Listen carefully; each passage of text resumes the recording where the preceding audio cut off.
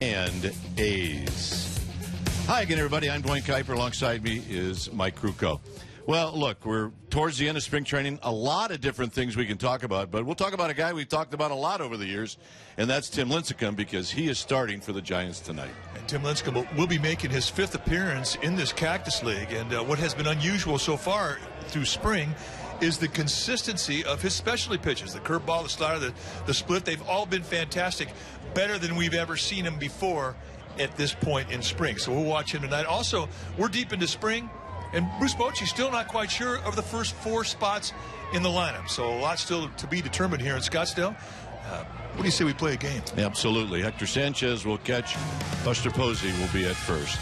Folks in the orange and black are ready for Giants baseball. When we come back, we will have the lineups. And the very first pitch of this game, we'll have all of that right after this.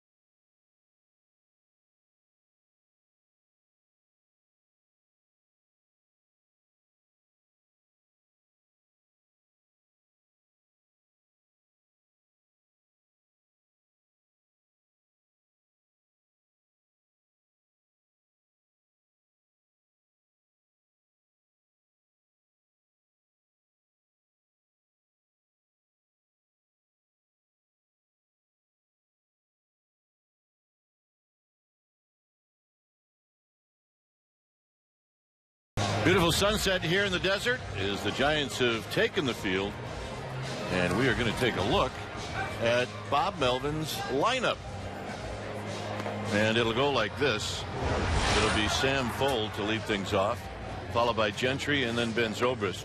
Butler is going to be the cleanup hitter, followed by Davis, Lowry, and Fegley. Mark Canha is going to hit in the A slot, and hitting ninth is the shortstop, Eric Sogard. On the hill tonight for the Giants will be the veteran Tim Lincecum. Lincecum, 30 years old, 5'11", 170-pounder, in his 8th year at the big league level. This is what he has done this spring. Really, he's had 4 outings.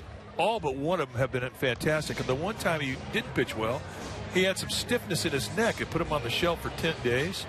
But if you watch the curveball, the slider, and the split-finger fastball, you will see that they have been very, very good. At least we hope it continues tonight. Velocity will be around 90 with the fastball. He'll 2-seam and 4-seam it. Let's take a look at the defense playing behind Lincecum tonight. Starting in the outfield from left to right, it'll be Aoki, Pagan, and Blanco. Crawford, McGee on the left side. Panik and Posey on the right side. Hector Sanchez will be in the squad, putting down the signs. So here's the speedy Sam Fuld to lead off this ball game. And the first pitch of the game is a fastball high. So we get started right on time at 7:05. 86 degrees. Did you dial that up? Is that what you made the request for? Get on the ground to panic, and this game is going to start with a 4-3 putout. Well, yes, I did. No way to go. And I think every player out there appreciates the weather that they've had here in the Valley of the Sun these last couple of weeks. It's just been spectacular. Tonight, though, is one of the warmest evenings that we've seen all spring.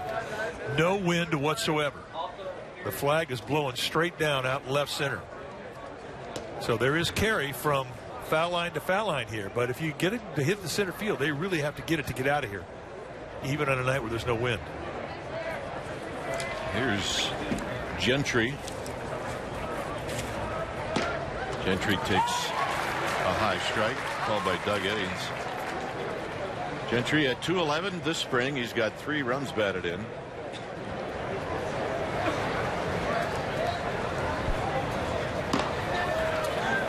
With Ben Zobrist to follow. A's are 14-9. They've had a couple of games end up in a tie. The Giants are 6-18, and they've had one game end up in a tie. This is into center field, and that'll fall in front of Pagan. So Gentry with a one-out hit, and that'll bring up Zobrist. Not a hanger. He went down and beat a pretty good pitch down around the knees.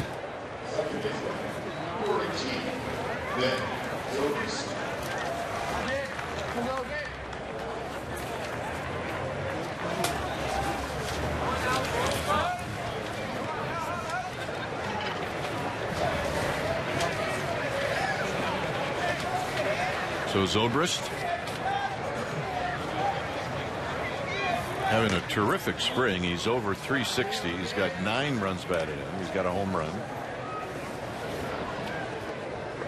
Giants and A's played the first 2 games on their Cactus League schedule at the beginning of this month. And the A's won both of those games, scoring 9 runs in both games. They also lost 5-2 to the A's on the 14th. See Lincecum set that forkball in his hand before every pitch. Runner goes. Sanchez throw is going to be to the third base side of second, and it'll be a stolen base for Fold. I look to see the A's really test Hector Sanchez, and really what they're testing is Lincecum. Lincecum has always been slow out of the windup, and that was a 1.4 seconds, and his release time, I mean, it's just slow, and you're going to give a base stealer an extra step and a half, and that's a lot to give a guy.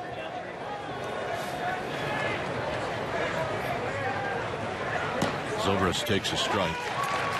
2 balls and 1 strike.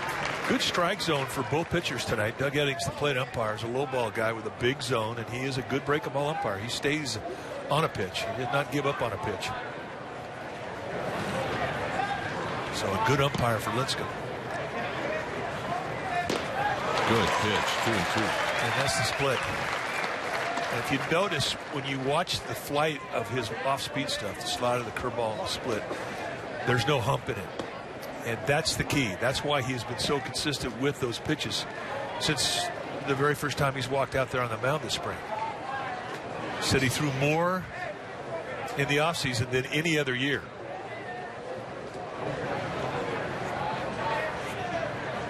Gentry with terrific speed at second, and Lincecum will keep an eye on him.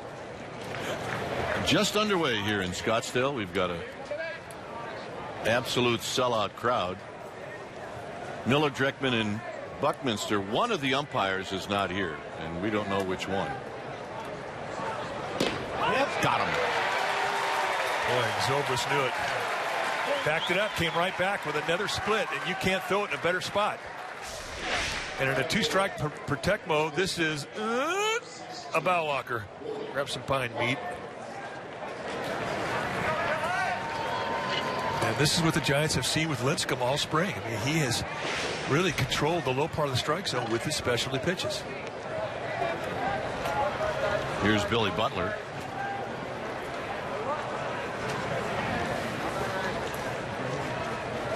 And Butler takes a strike.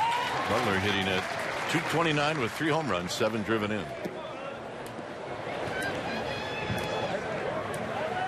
It's going to take a little while for Billy Butler, at least in my eyes, to look familiar in that uniform after watching him in 7 games against the Giants during the World Series. To right, but Blanco with room, and that'll end the inning.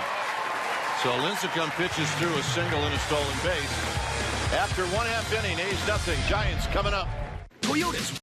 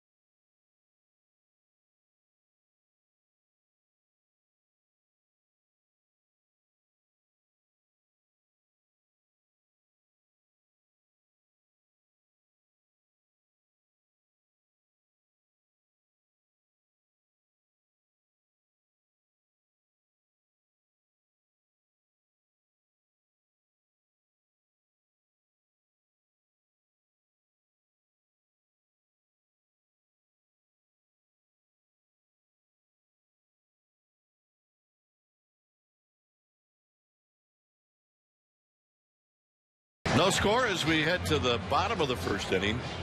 And let's check out the Giants starting lineup, and it's brought to you by Mercedes-Benz. Aoki, Panic, and Pagan.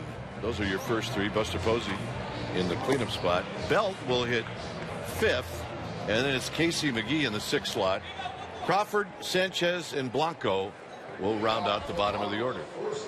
On the hill tonight for Oakland will be the right-hander Jesse Chavez. Chavez, 6'2", 160-pounder. He's 31 years of age in his 5th year at the big league level. And this is what he has done in spring training. 11 strikeouts in 12 1/3. You're going to see one of the better curveballs on this A's staff. He'll throw low 90s with a fastball with 2 types of movement.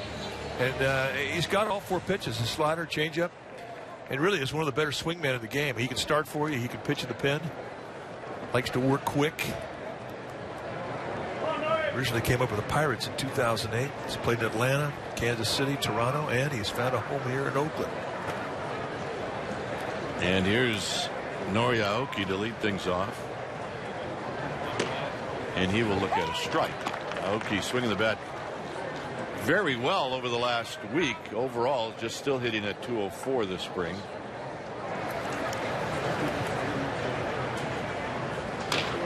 And pulls this one on the ground, just foul. I'm not sure where on the bat he hit it, but I don't think it was anywhere close to the sweet spot. I think he hit it on the knob. It had that sound. There's a lefty giving it to a kid. Here's Schreiner. That a bib. Here's the 0-2 pitch. Ooh. And that is maybe a little low, maybe not. 1 ball and 2 strikes.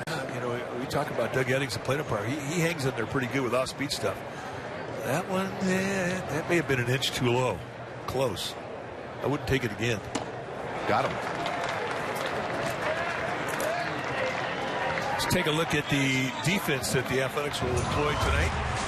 Starting in the outfield from left to right. Lucana, Fold, and Gentry. That's your outfield. Sogard and Lowry on the left side. Zobrist and Butler on the right side. Josh Fegley will be in the squad, putting down the signs.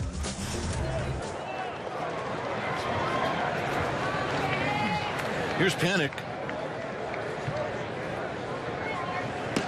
And a strike call to Joe Panic. Under 200 on the season, or on the spring. He's got a couple of home runs, 3 driven in.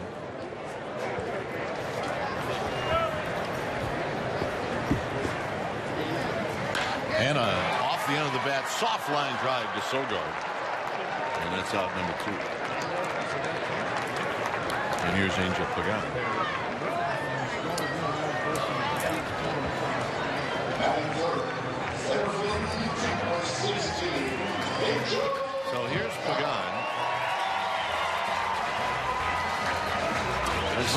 mentioned, back in the lineup. as Mike mentioned in the open, Bruce Bochy still not sure where he's going to hit the ball. It's the 10th game that he's played in, and he could hit anywhere from first to third.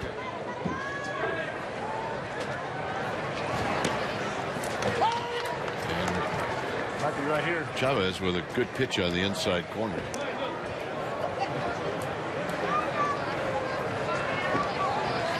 Buster Posey to follow. Tapped slowly. Sogard, no chance.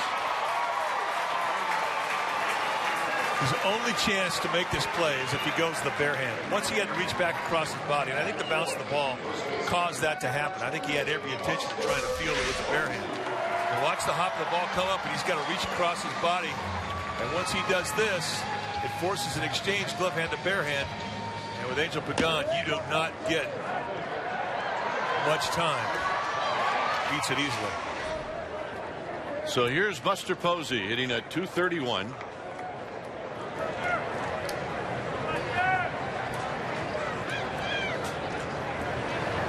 And a first pitch strike, and it's 0-1 with Belt to follow. Chavez pounding the strike zone. That's what he does. I mean, he's just got one of those arms where, I mean, he could start for you on a moment's notice and give you 80 pitches. And then 2 days later, come back out of the bullpen. It turned out that he was the A's version of Yasmero Petit the second half of the season.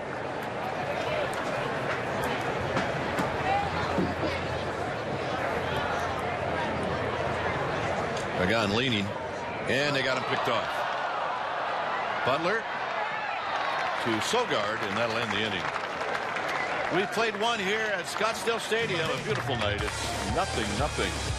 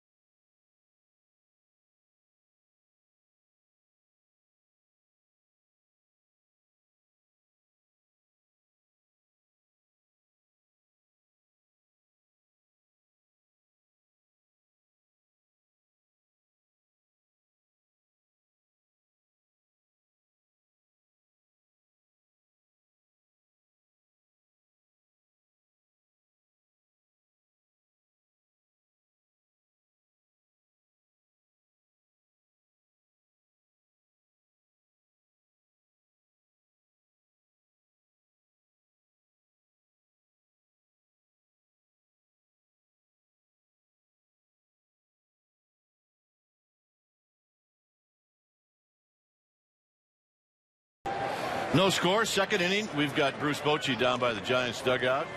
Is Ike Davis stands in facing Tim Lincecum. And Skip, look, we'll get it out of the way. The obvious question is are you pleased with the way Lincecum's not just necessarily throwing now, but overall, even given that he missed some time with the neck? You know, I am. I mean, he looks pretty good right now. You know, he just missed on that pitch. He's using his fastball well in the early go, and that's what we want him to do. But, you know, he missed some time, and we'll take him up to around 60 pitches. We'll see where he's at then. And that pitch is high, 3-0. All right, 9 games left. That does not include the futures game. Is that enough time for you to get your guys ready?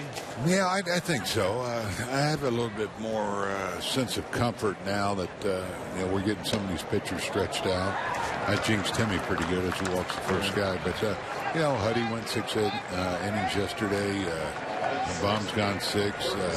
PB threw 90 pitches. I've watched Kane go 5 innings. And so I feel a little bit better. We need to get the bats going and hopefully get this outfield settled in. But really, it's the starting pitching that had me the most concerned. But they're coming around now. So here's Brett Lowry. And a strike and breaking ball. Coach, you mentioned Matt Cain. I mean, that had to be a huge relief. When, he'd heard all the positive reports, him throwing all through January, but when you actually saw him on a mound for the first time, I mean, like you say, that's a big problem that's solved, having him healthy.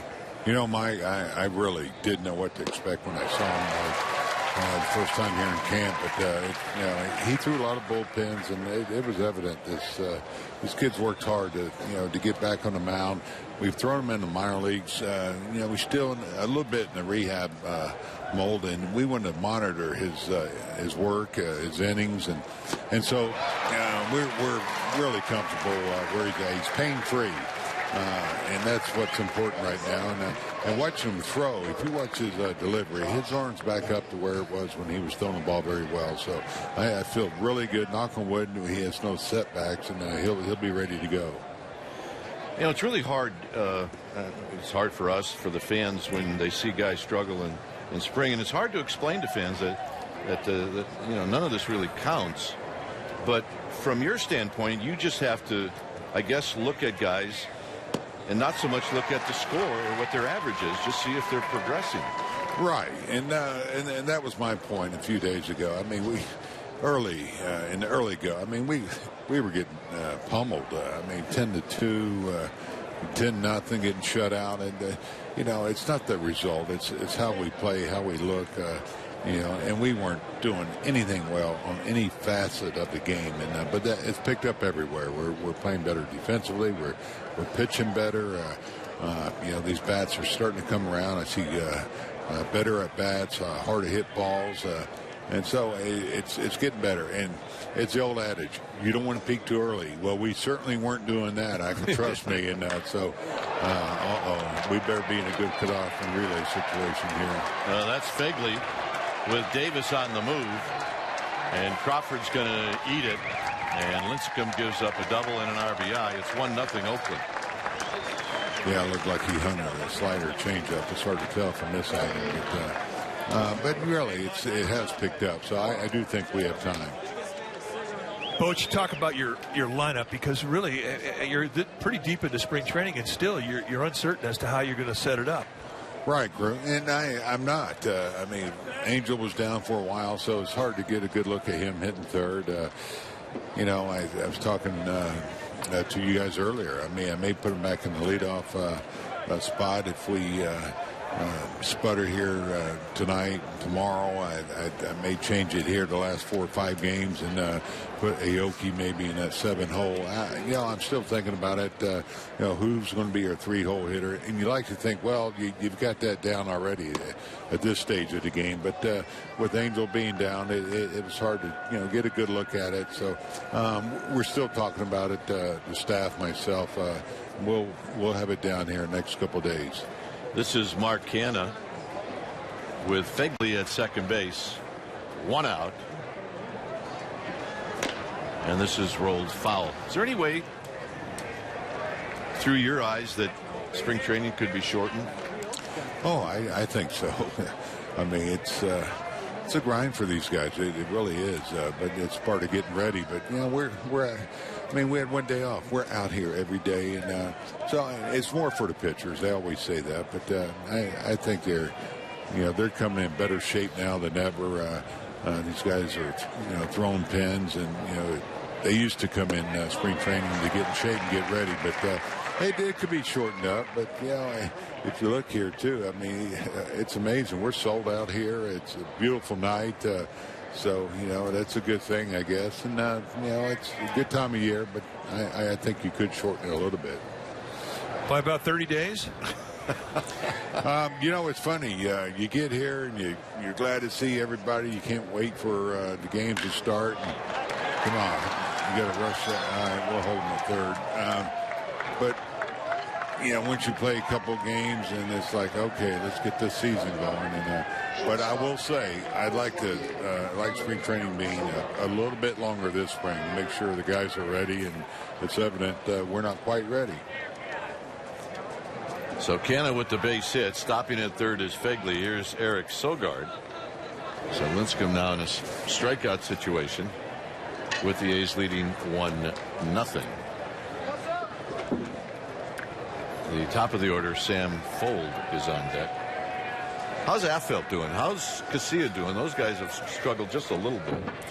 Yeah, really both of them have. It's it's hard to evaluate pitchers here sometimes. I mean, you've seen it's not happening for our hitters, but a lot of hitters are hitting 400 here in the Cactus League. The hard infield's the way the ball carries, but their ball's not moving like it will once we leave here. But they're healthy. They're really, Casilla came in the best shape of any year we've had him, and he was throwing the ball very well early, but he's just making some mistakes like Jeremy.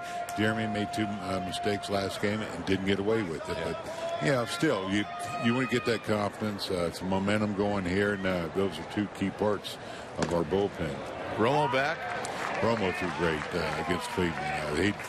That was impressive what he did, and especially coming in that game, we were 5 or 6 runs down, but he had great focus, concentration, and threw very well. So yeah, he's back. 9 pitches, 3 strikeouts. It was impressive. He really hit spots, and but as far as Casilla, I think he's going to be just fine, and Jeremy too. I mean, I've seen Jeremy come in here and be further behind where he's at now, and so I'm confident that he's good to go. The 1-1 to Sogard, and it's low. Boch, can you give us an update on Hunter Pence? I talked to him today. He's going to tell you he's ready to start swinging the bat. He had the cast off. They were treating him there, but it's hard to say where he's at. I mean, they think it's going to be 6 weeks, whatever. And you can't rush this thing, but. With his diet and how hard he works, I just think he's going to be ready sooner than we think. So, if it was somebody else, it could be on the latter part of the 6 to 8 week period. So I'm confident that he'll find a way to get back sooner than later. Have you figured him out yet? Is he a guy that you can trust? Is he honest with you? I don't think he will be with this. I mean, he's wanting to go down and take some swings now. I mean, so they'll put the cast back on. It's on now, and make sure he doesn't do something that's going to re-injure that thing, and he's going to need at bats. The hardest thing for these players when they're ready, they want to get back and be a part of the club and help him out. But he missed spring training, so he's going to need some at bats to make sure he's ready before he comes up. All right, Skip. Thanks for stopping by. And we will talk to you tomorrow. All right, Timmy's got to hold him here. You got it. All right, thanks. And a strike at the knees to Sam Fold. Well, you talk about the length of spring training and about how this is about the time of year where it does really feel long, but as long as it is for the players, it's a lot longer for the manager and the coaching staff. My goodness, trainers. And there's a good pitch to the Fold. And they were down here about the 10th of February. So it's almost a full 2-month period for them before they get to a game that really counts. So they're definitely looking as to what the opening day is on the calendar. 1-2 with Canna at first base. 2 runs in here in the second. So this will be pitch number 22 coming up in this inning for Lincecum. It's pretty much automatic that when you have the manager on, if he's a Giants manager, the other team's going to score 2 or more. It's just the way it is. It's the way it's been. It's like Investors Weekend here. Well, I think they got outscored 49-0 in Investors Weekend. Since the Giants ownership group took over in 1993, they've traditionally had an Investors Weekend for spring training. And in those years that they have held ownership of this club, they've never won a game. Buster Posey's coming over. Does he have room? He does. And he will lead off the bottom of the second. 2 runs in. Bochy, Belt, and McGee coming up.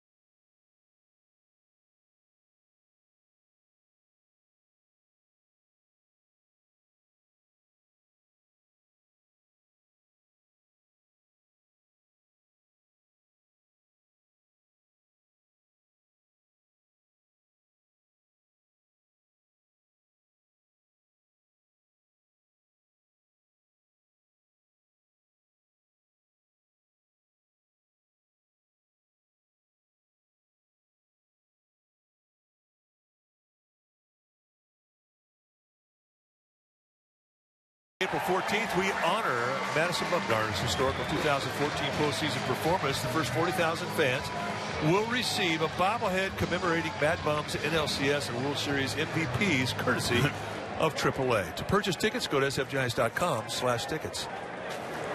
The Mad Bum bobblehead. All right. There he is. I want to get that. I want to get that. I want to get that. There's the bum. Swing and a miss by Buster Posey. Posey, Belt, and McGee. Hey, I'm telling you, as each day goes by, Bum's starting to look more and more like the characters on Game of Thrones. He is. He could fit right in. We're going to flip on HBO one night, and he's going to be on there.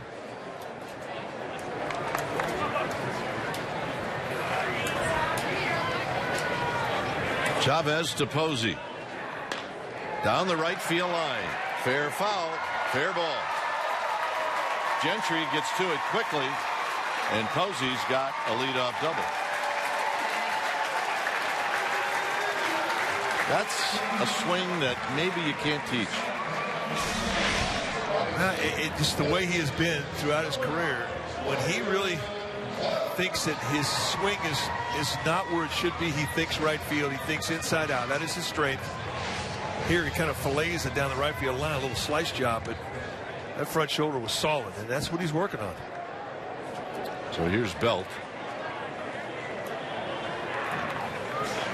Belt 341. That's his numbers during the spring.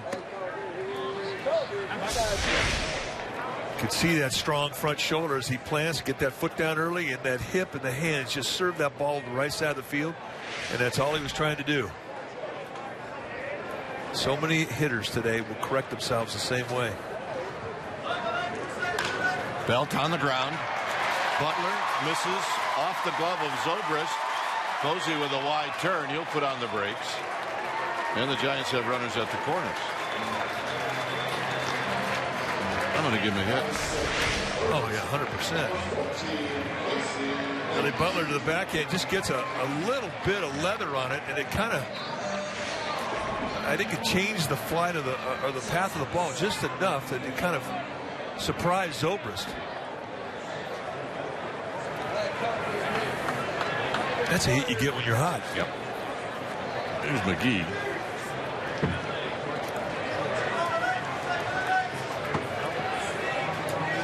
McGee this spring, 341 with 5 runs batted in.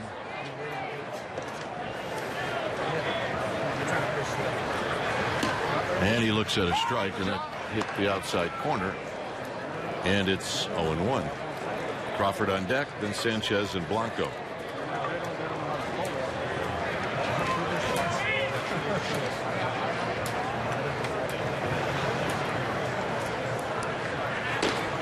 This pitch wide, 92 from Chavez.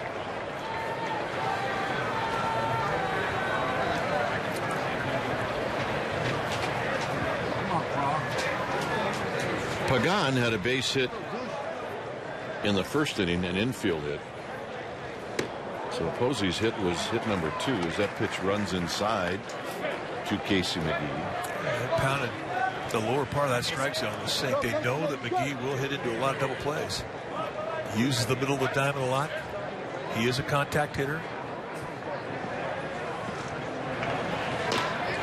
Well, that time he gets the call. I think McGee thought that pitch might have been a bit wide. It's 2-2. Definitely a pitcher strike, no doubt. If you're a hitter in a 2-1 count, you lose a strike that way, you're not happy. And McGee was not.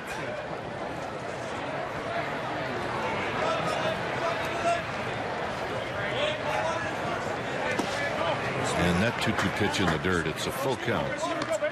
Nice block there by Josh Fegley. Casey McGee playing at home. Santa Cruz. He's looking forward to it. He said in one conversation we had this spring, because it feels like I should have been playing there the whole time. Grounded foul.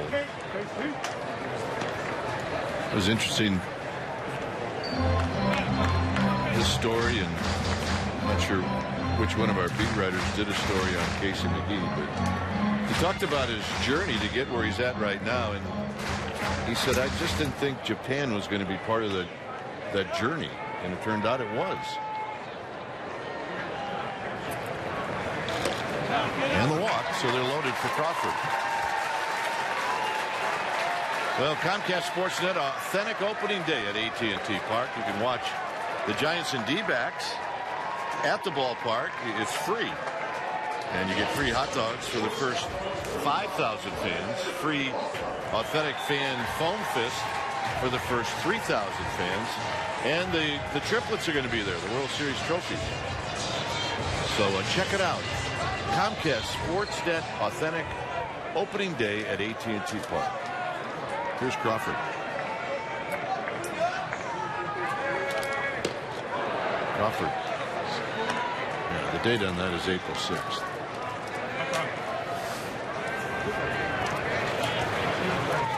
Crawford hitting .220. He's got 4 runs batted in.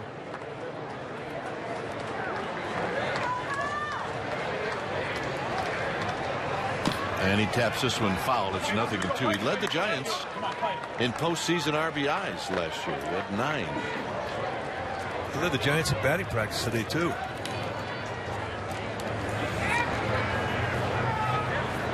Behind the cage today, Bruce Bochy comes out and says, who's winning batting practice? In unison, we said Crawford. We said Crawford won the home run hitting contest and the line drive hitting contest. And that is a soft line drive to Butler.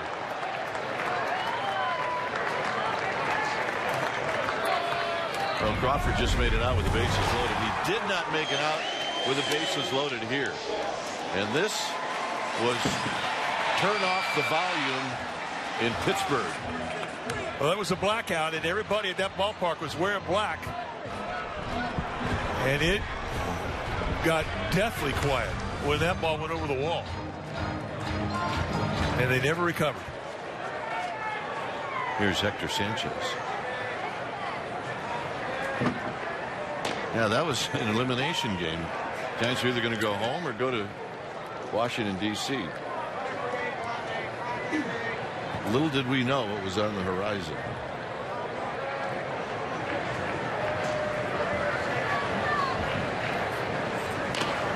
Giants in the last 3 World Series are 12-4. That'll win you a couple, doesn't it? Yeah, it'll win you 3. And they haven't been picked to be a favorite yet. I just think it makes the story even a little bit better in that regard. 12-3 or 12-4. A lot of fun. Lifted into left center field. Posey's going to tag. He'll score. Full will throw the ball into second. So Sanchez with a sacrifice fly, and the Giants are on the board. Nice at bat. Way to go. And that'll bring up Gregor Blanco.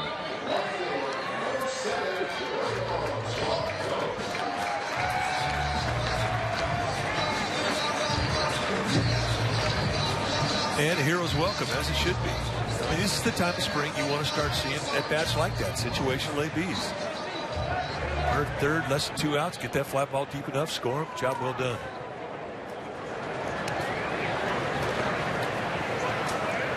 So Blanco hitting just a couple of points under 300 on the spring with 4 runs batted in, and he's at the plate with Belt at second and McGee at first. And a good swing at the first pitch, and it's fouled off of Fegley, and it's 0-1. Jesse Chavez is really utilizing that inside corner of these left-handed hitters very well. And it's better served if you could pound the belt more so than the knees. And it's right where he's planted.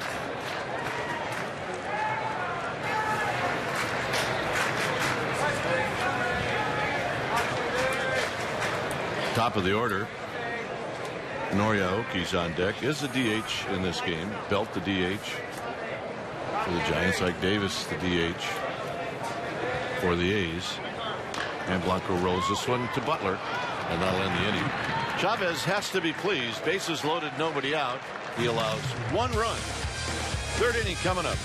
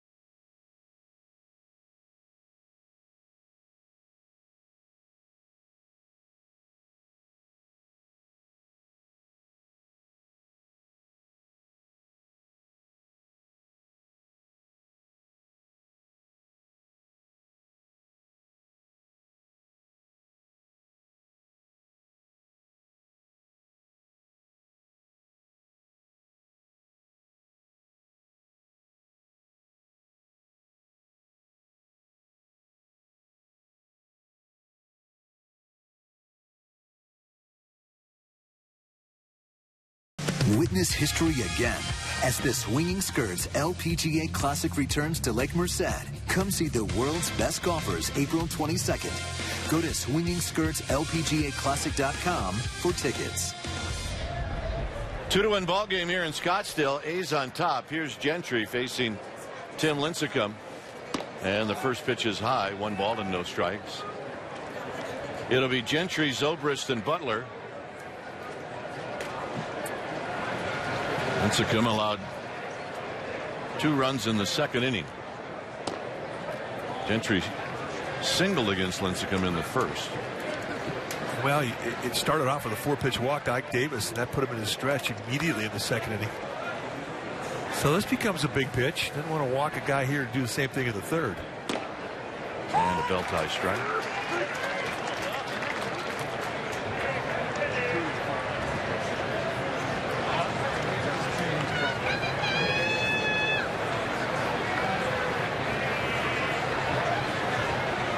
And there's a pitch high and wide, 3-1.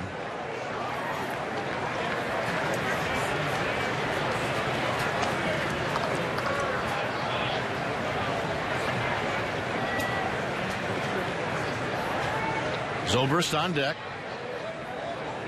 And that 3-1 pitch not close. Yep, easy take there. Not happy with that pitch. Well, that's how the second inning started. So here's Zobrist.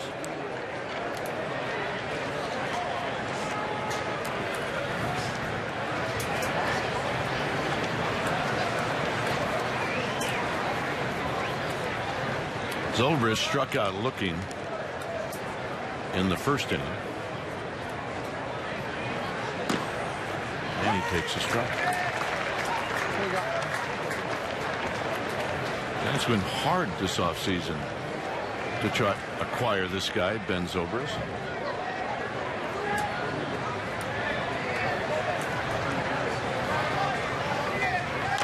Big tapper. Lincecum is going to double clutch, and he throws it into center field, and Pagan's got a shot, and he'll be late there, and then into second goes Zobrist. So self-inflicted error by Lincecum. Well, physical error, then mental error. The physical error from Lincecum, the mental error from Pagan throwing to third base and not keeping that force in order. Lincecum looks, and there's a hesitation, double clutch, and then he throws a rainbow right out to Pagan. Now Pagan's backing the play up. As he's charging, he's thinking, I can get that guy at third, but unless you are absolutely sure, you've got to keep that runner at first base. Keep that force in order. They did not. So 2 mistakes on one play. So here's Butler. Butler hit a fly ball to left field.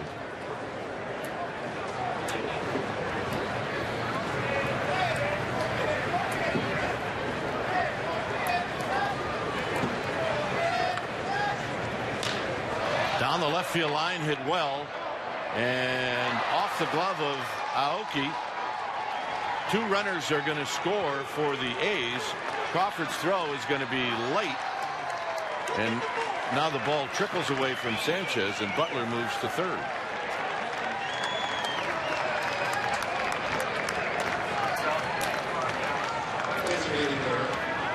So a couple of RBIs makes it 4-1. Well, Billy Butler hitting a ball over the head of his teammate last year with the Royals, Nori Aoki. Aoki, I think he felt he had a chance to get this thing just off the tip of the web. No real chance when you look at that replay. But I think that ball sailed on him. So here's Ike Davis, who drew a walk in the second. So for the second inning in a row, a walk starts a rally for the A's.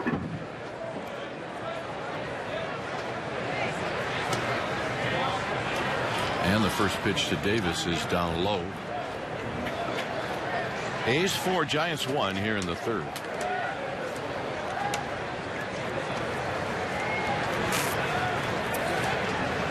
Ike Davis is on fire. 520 this spring.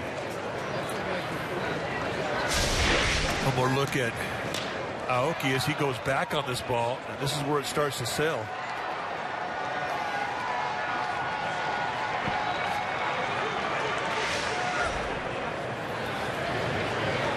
You do get more carry here in Arizona.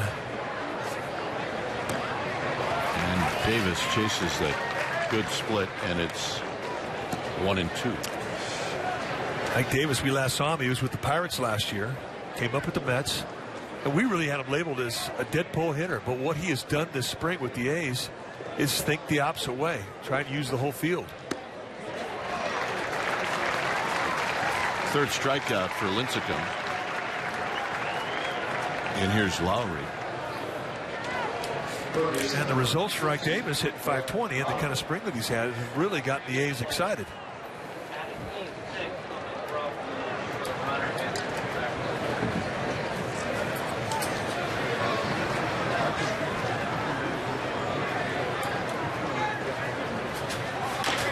Pulled foul on the ground is Brett Lowry. You flew in today, right? I did. So did I. So my U.S. Airways flight out of Oakland had a high school baseball team on it. Oh, yeah? What team? It was Cardinal Newman. They're in Santa Rosa. Coach T.J. McMahon. And coming down here for a tournament? Yep. Well, they're playing 4 games. And it was one excited group, as you could imagine. I let them pass around the 2012 World Series ring once we were at 35,000 feet. Then you knew it wasn't going out the door. And you know what? They returned it. So it's a lot of Giants fans, as you would imagine. Well, they have really owned Arizona this spring. That's what happens when your team is the world champs. A lot of orange and black everywhere you go, not just here at Scottsdale Stadium, but every stadium. And the attitude is just off the charts. Nice block by Sanchez. It's 1-2. And it's great for us because this is such a small ballpark, and everywhere we go in Scottsdale, there are Giants fans. You get an idea as to just how much that championship means to a fan base.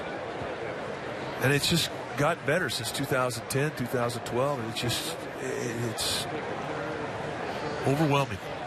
And Lowry goes around. He's not buying it. 2 out. Second time they finished him off with a high fastball above the letters, and he's not been able to lay off.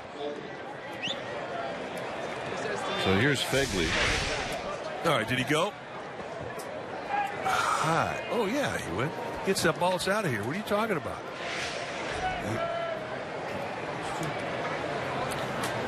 How long we've been doing this together? 25? Close? Yeah. I think I'm about had it with just agreeing with you on that. I'm going to start disagreeing. Well, I am giving you pitcher's perspective. That bat moves at all, he win.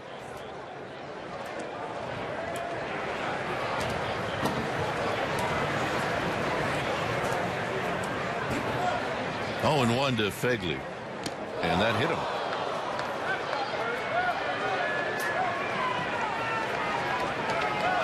So Fegley gets hit, and here's Mark Canha. Well, you look at the pitch count. We talked to Bruce Bochy in the second inning. He said he was going to probably let him get about 60 pitches, stretch him out. Remember, he missed 10 days with a neck stiffness. 54 pitches with this one hitting Fegley, so I would have to imagine this is going to be his last inning. There is no activity in that Giants bullpen right now.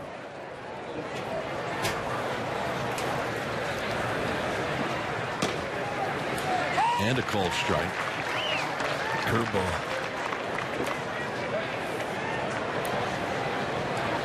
Mark Canha is not going to go up there looking for a curveball like that in the first pitch.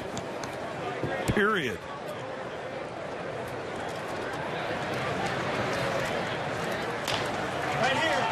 A playable pop-up on the left side, and it'll be Crawford who puts it away. So Lincecum limits the damage. He does give up a pair. It's 4-1 A's.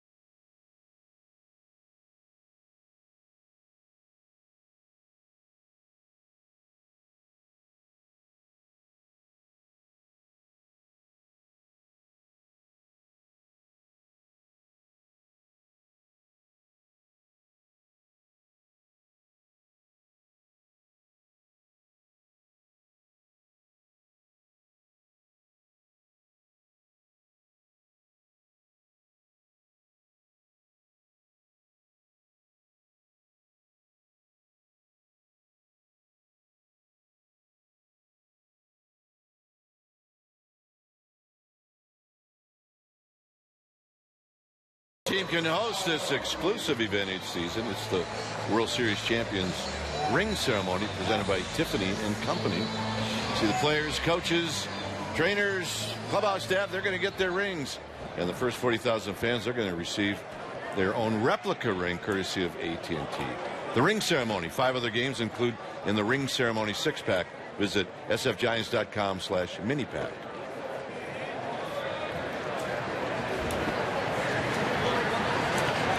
Here's Aoki, 4-1 A's. 3rd inning. Chavez opens him up with a call. Stee right. Again, utilizing that inside corner with left-handed hitters. Just pounding that side.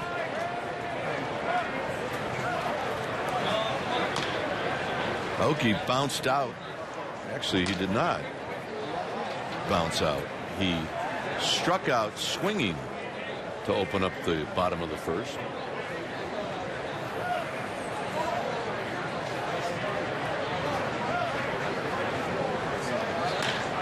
Hit into center field, hit pretty well.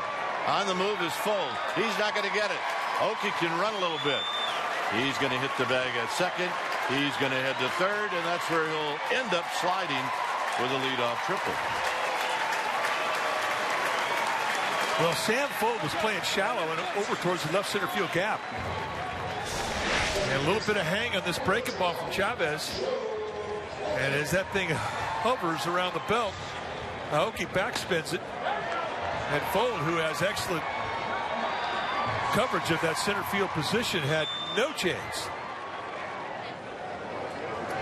Boy, really, Aoki has really started to see the ball very well this last week. So here's Panic. Panic, a little flare foul down the left field line. Now looking down the bullpen count, there's still nobody throwing for the Giants.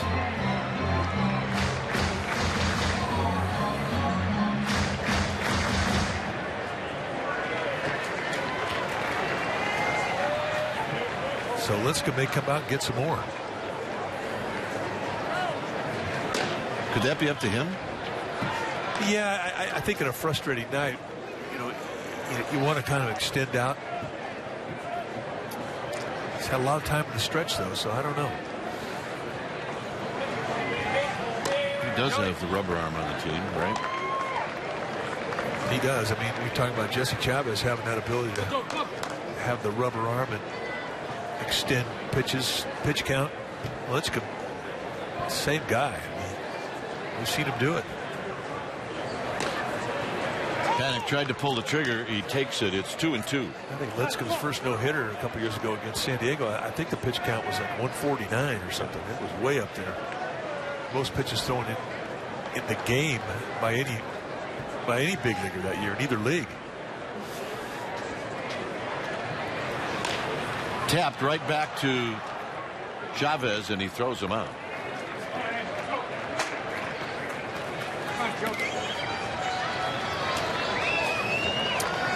Well, Giants going to take on the Dodgers for more spring training baseball. You can see it tomorrow, 7 p.m. on NBC Bay Area from Camelback Ranch in Glendale, Arizona. And then Sunday at 1 p.m. on Comcast Sportsnet Bay Area from Scottsdale Stadium right here. 2 upcoming spring training games against the Dodgers. The first on NBC Bay Area, and the next is Sunday back on Comcast Sportsnet Bay Area. So here's Pagan. Pagan to right. Gentry's got a pretty good arm, and Aoki puts on the brakes. And Roberto Kelly had no way of knowing that ball was going to be offline. So Pagan with a line drive out, and here's Buster Posey. Well, spring training game, I'm a little surprised they held him up, to be honest.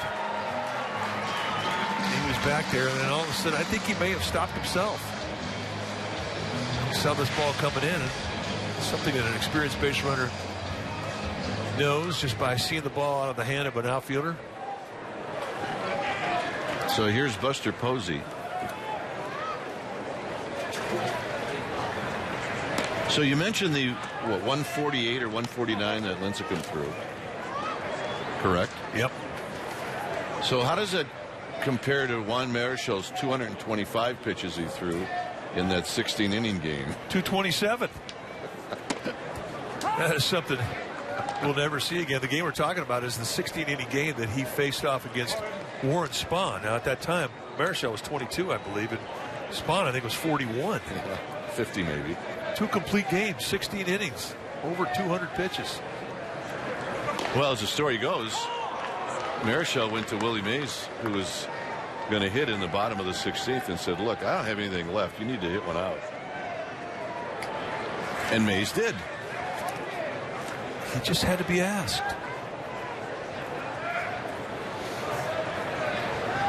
That's pretty amazing, though. I mean,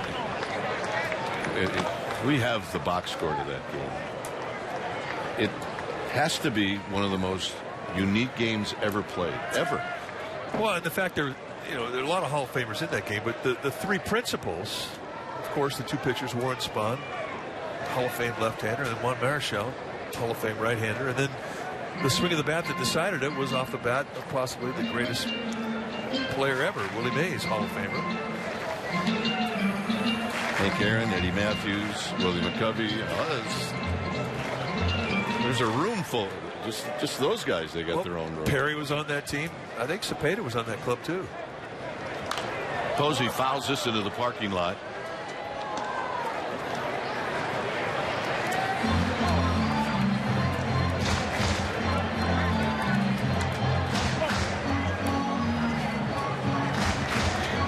Yeah, you won't ever see that again. Every once in a while, John will do a recreation of all 16 innings. Well, he did it last week, and he tells the story. It's one of the great stories that he tells. Foul back. Because when that game was happening, John was listening as a kid. He didn't go to bed. No. Not for a game like that.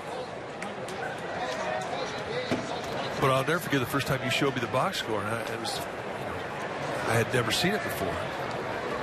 And it looked so odd. 16 innings, 2 pitchers. Inside to Buster Posey, you can see what Chavez was trying to do.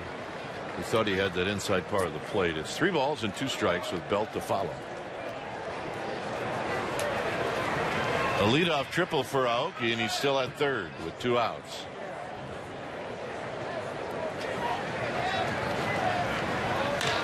And Posey to right, and Gentry's going to put it away, and that'll end the inning.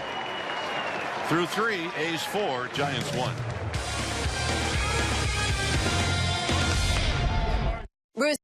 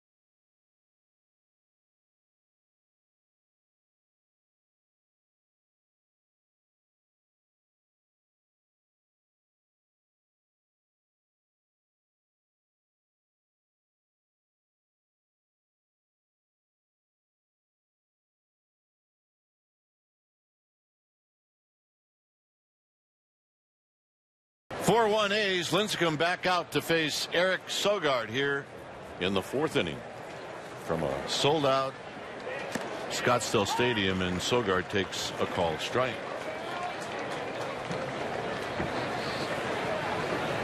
We've got Travis Ishikawa mic'd up down at the end of the Giants dugout. Here's Sogard, and Sogard bounces this one to Crawford. And Crawford will make the play. How you doing, Travis? Good, guys. How you guys doing? If I remember, did you not tell me that now you live here? I do. Yeah. Just well, not by yourself. No. We permanently moved down here. Well, that's a big transition. I mean, you're a Bay Area guy. I know. It was a tough one to make, but I think it was just the best for the family, and enjoying it and loving it so far. But the Bay Area will always be home. Well, do they recognize you at Starbucks here like they do in the Bay Area? Not even close. I was, getting the kids enrolled in school, going to the grocery store, not being recognized one time. It was pretty interesting. I was a little hurt. Yeah, you know what I used to do when that happened is just wear your uni. That's a fantastic idea. I think I should probably start doing that. Put your uniform on. Just head down. And carry a clip of the home run against the Cardinals. That always helps, too. Maybe just get a T-shirt with my picture on it, and just to remind people who I am. And buy everybody at Starbucks something. Yeah, buy everybody a drink, then they'll know who I am for sure. Yes, they will. That's right. There's a bunt foul by Sam Folk. Do you watch the home run occasionally?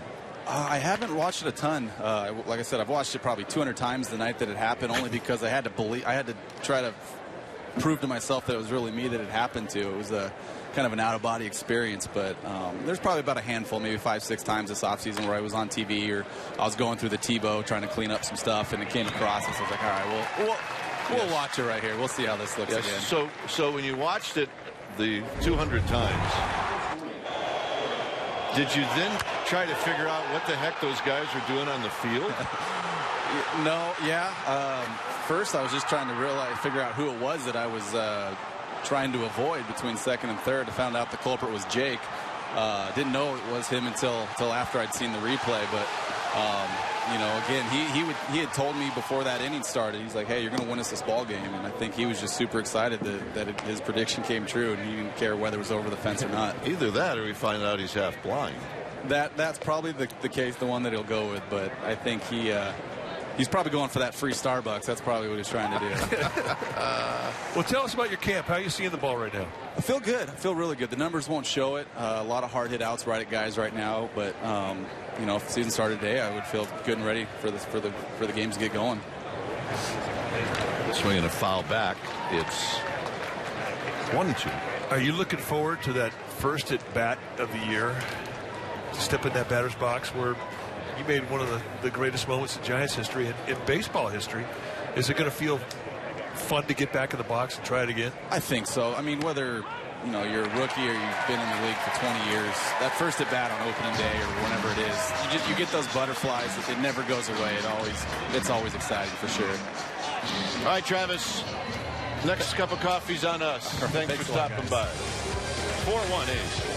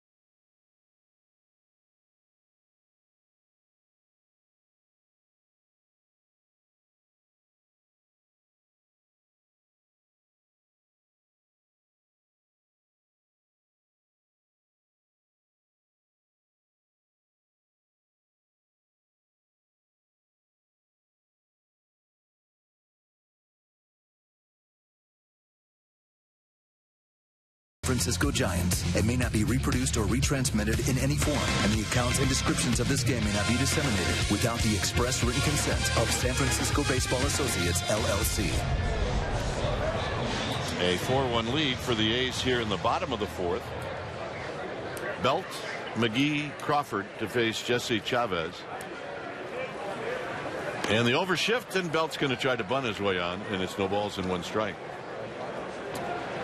Well, it really is baseball players' defense. If they're going to put a shift on and play it a pull and open up the left side of the infield, why not? And I think you're going to see more and more guys do it around baseball this year. To the back foot of Belt. Last year we saw more shifts around baseball than we'd ever seen. I mean, it wasn't even close.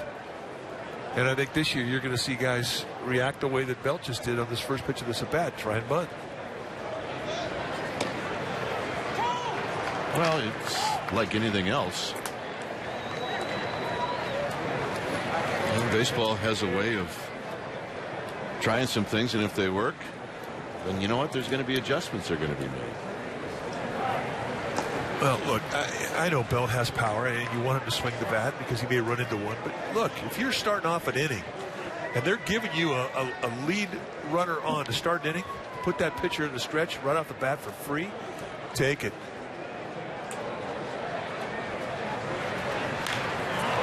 Belt out of play. Now, it was a tie ball game, 1 or 2 outs, or even no outs because of his power. I mean, you can that, but I think it's a strategy that you're going to see around baseball more and more. Because guys are doing it more and more. We saw Prince Fielder the other day did it. And they're overshifting him. He laid down a perfect bunt. Belt's trying to get that stuff out of his kitchen, and it stays at 2-2.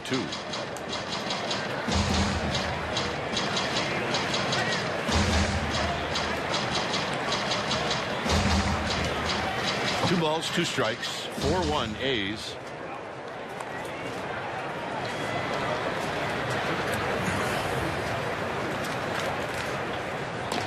Blowing away, 3-2. We had listened to even the commissioner, Rob Manfred, said, he wasn't in favor of all these shifts. He was thinking about getting a little movement going where you would limit as to how far of a shift you could play on a guy. Belt gets jammed and he's going to dump one into right field.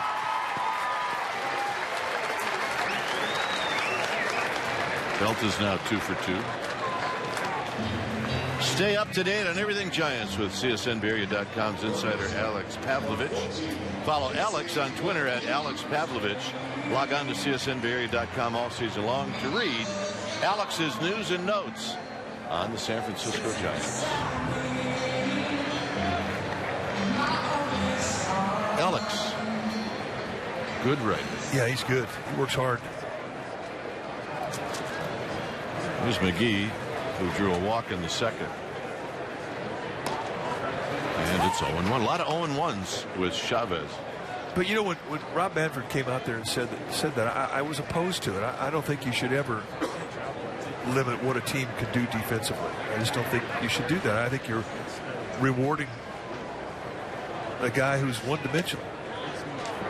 If you have a guy who's a dead pull hitter and they exaggerate a defense and load up the right side of the field, you're basically saying, okay, if you want to beat this, do something else. Use the other side of the field. And if you were to limit a defense, you would be rewarding the one-dimensional player. Out of play. And I don't think you should do that. Well, the way I looked at it, it became news on one day. Yeah, it died quickly. Because I think what baseball people will tell you is the game will fix itself. By the way, 14 of 16 first pitch strikes for Jesse Chavez. That's the key to success.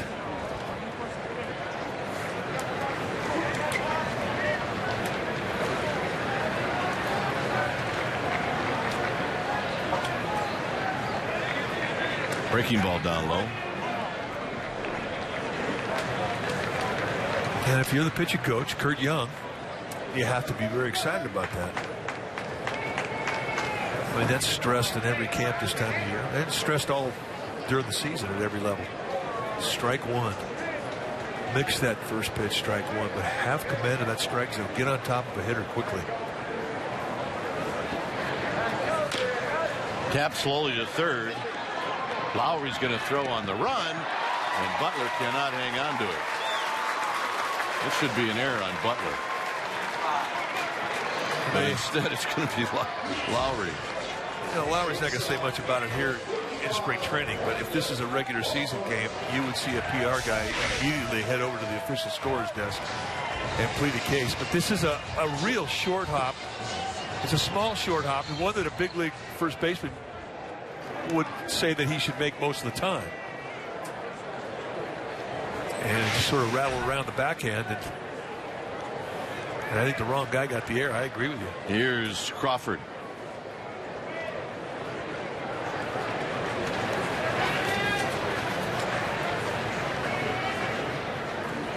And Crawford fouls it out of play. Have you noticed some of the stats we've received from our stats guy, Bob Corwin? Very good. Much better in games that don't count than when the season starts. And Bob is our stats guy for those games as well. Every time we come to Arizona, we see Bob.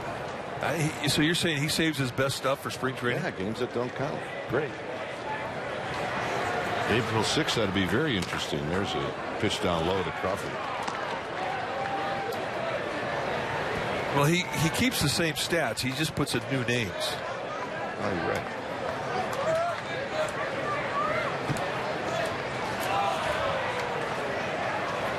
Belt at second, McGee at first.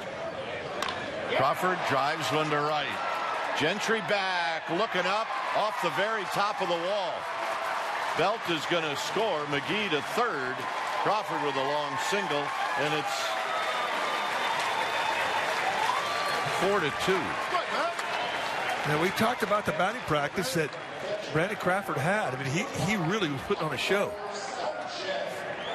And tonight, he really hasn't gotten off his back leg. Whatever speed that Jesse Chavez has been giving him, he's been on it. Now watch, not much of a stride, just a little curl of the heel.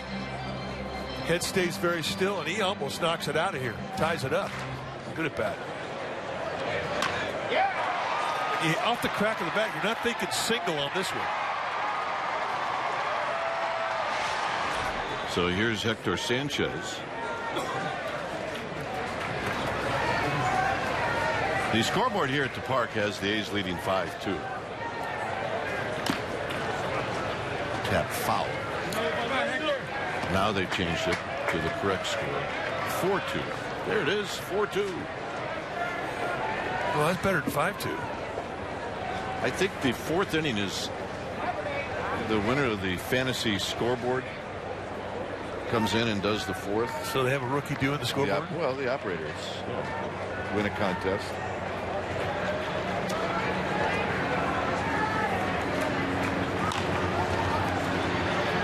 I'll say this.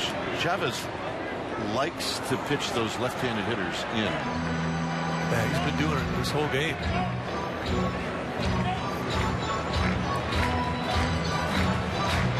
When you look at the salt ring on that hat, you'd think that's about a 3-month hat. All it tells you is he's a hard worker, and it's been hot down here in Arizona.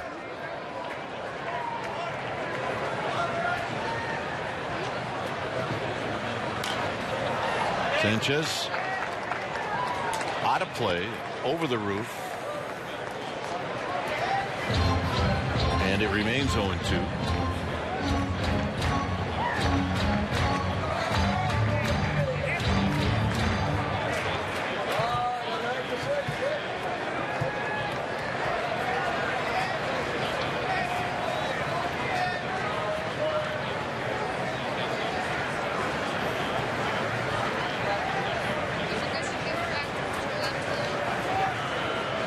So Sanchez trying to knock in this run from third with nobody out. It's been problematic tonight for the Giants to do that.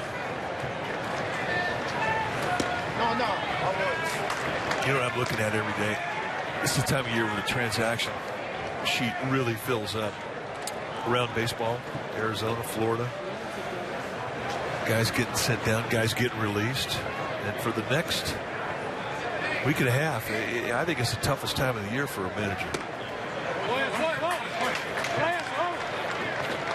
In what regard? Well, I mean, sitting guys down or telling guys that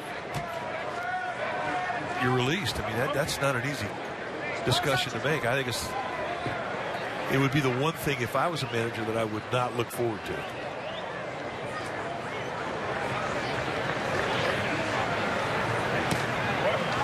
You know, especially if it's a guy that's got some years on him, been around the game 10, 11 years at the big league level.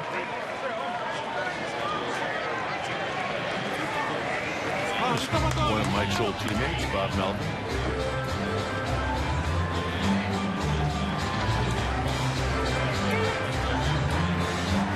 Looks a lot sterner as a manager than he was as a player. He's got the stern look now. Oh, yeah. He like a principal. Absolutely, he's got the principal look. Go see Mr. Melvin. No denying what a terrific job he's done.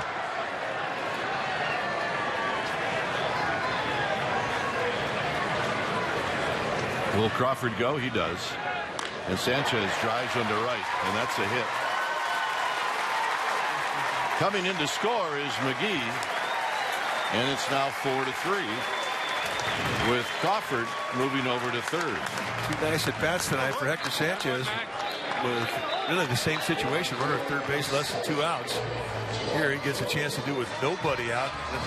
Nice 2-strike base hit, battling out of an 0-2 hole. Here comes the principal. Jesse, yes, Mr. Melvin. I expect more out of you. Did you do your homework? No, Mr. Melvin. Now that's Fernando Abad. Okay. We're good.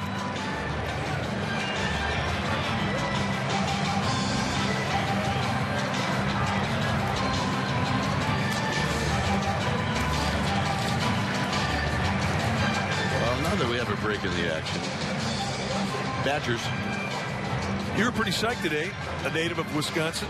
Badgers. Your Wisconsin Badgers. Not only that, but we had a fan come in and brought us a Kringle.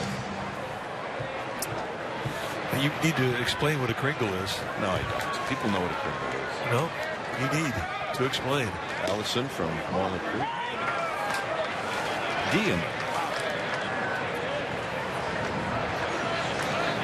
D and Captain Allison from the Trader Joe's store in Walnut Creek.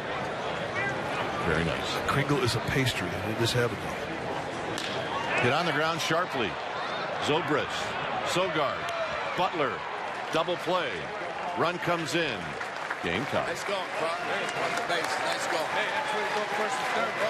Pretty nicely turned double play considering the speed of Blanco. And here's Aoki. So, you're from Racine, Wisconsin. Right. And is that where Kringles originated? I mean, how did you know about Kringles? Well, there's 2 pastry shops in Racine that make the Kringles, and we had them growing up. They're terrific. But I mean, how do you eat them without gaining weight? I mean, they're rich. Are you trying to be funny? Well, isn't there a method? Yeah, you eat them, and then you just don't eat anything else for a couple of days.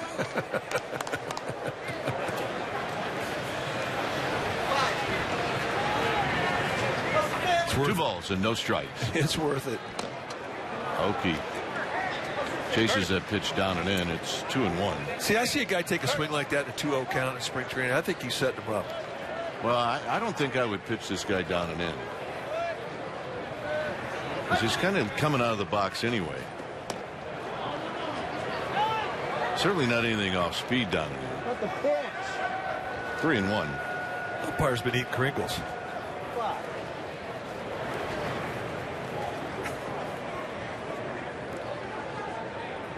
And the walk. Nice at bat. extend the inning. And that's the one thing. One of the favorite sayings that Bruce Bochy brought over to San Francisco was keep the line moving. You know, and they tie the score, double play, and now there's a 2-out walk. It keeps it going. Melvin comes out. He's going to get Chavez. Abad's coming in. We're in the bottom of the 4th. A's Giants.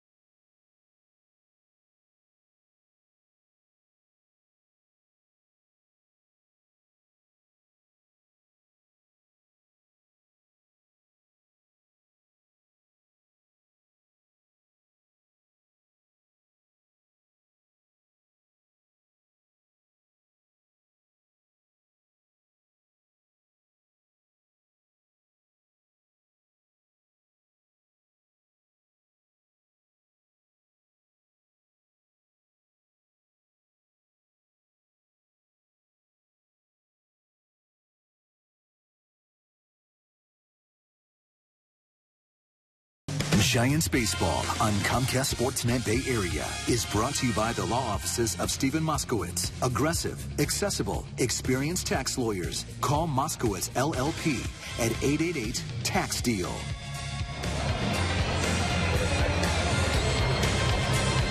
Giants have tied it up here in the 4th inning. They've scored 3 times.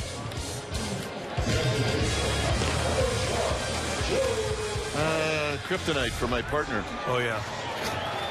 I'd go for ice cream right now. There's Fernando Abad. Take a look at Abad's number this spring. 5 strikeouts, 5 hits allowed, 5 innings. Abad, 29 years old, out of the Dominican Republic. He's got a little over 3 years at the big league level. Originally came up with Houston, then he went to Washington in 2013, and then he was with the A's all season last year. Had a really nice season.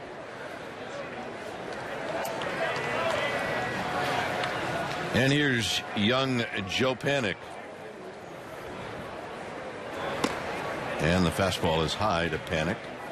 Abad last year was in 69 games with Oakland with a 1.57 ERA. He was 2-4, and in 57 innings he struck out 51. He only allowed 34 hits. I mean, that's a good year. No, he was terrific. Oakey at first with 2 outs. Panik pops it up. It'll be Zobrist, and that'll end the inning. 3 runs for the Giants on 3 hits and an A's error. It's tied.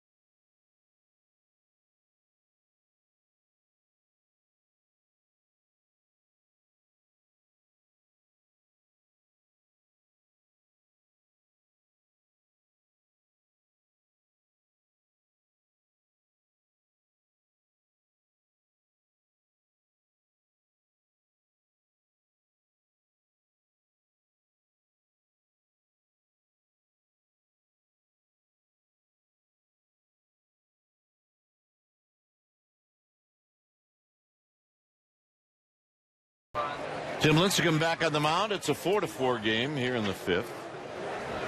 So Bruce Bochy lied to us behind the batting cage. Yeah, he did. I think he blew right by the 60 pitch level. There is activity. So I think they maybe let him go 75 pitches.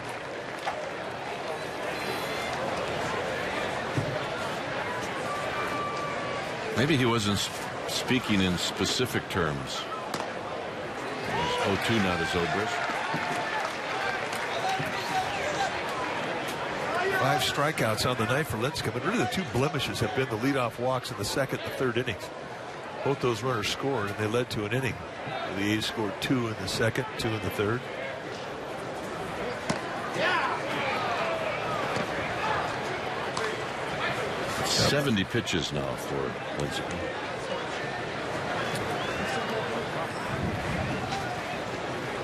Zobrist. And it's 2-2.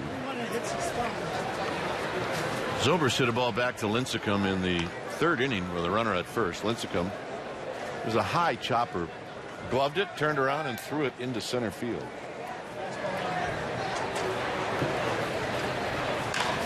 Out of play down the left field line.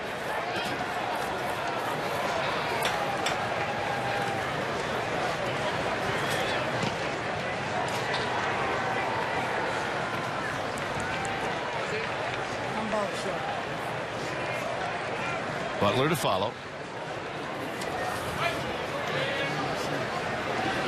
And the pitch. Driven down the right field line. Blanco will run it down.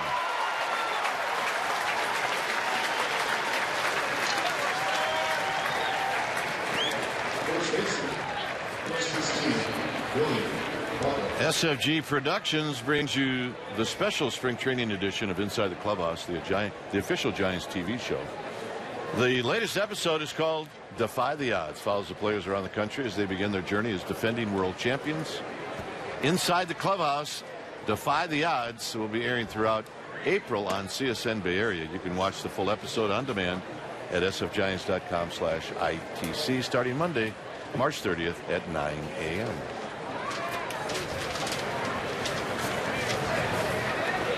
Here's Butler. Butler takes a strike.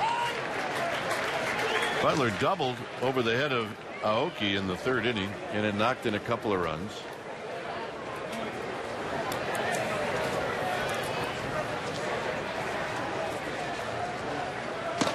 High fastball, 1-2.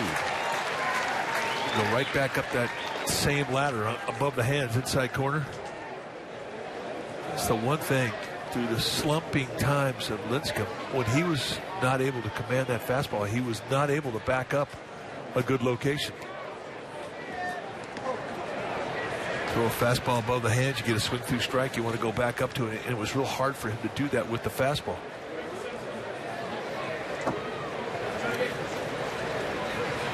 But his command this spring has been much better.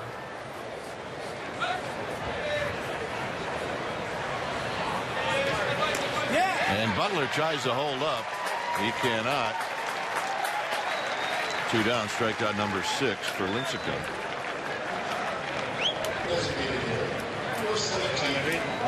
There's the line. 4 hits allowed, 2 walks, 6 base runners, and 4 2/3 with 6 strikeouts. And really has continued to maintain this rhythm that he opened up camp with, where we really have been impressed with his curveball, his slider, and his split.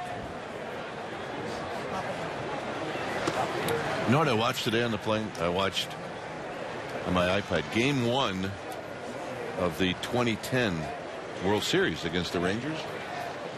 And I only mentioned that because Lincecum started that game. Remember, it got really weird. He didn't throw the ball to third, and yeah. And once he settled down, though, he was fantastic. Yeah, he and Cliff Lee, they hooked up twice. That game 5 in that series, when they hooked up again a second time, that was a remarkable game. Both pitchers. Freddie Sanchez, first 3 at bats in the World Series for him, 3 doubles.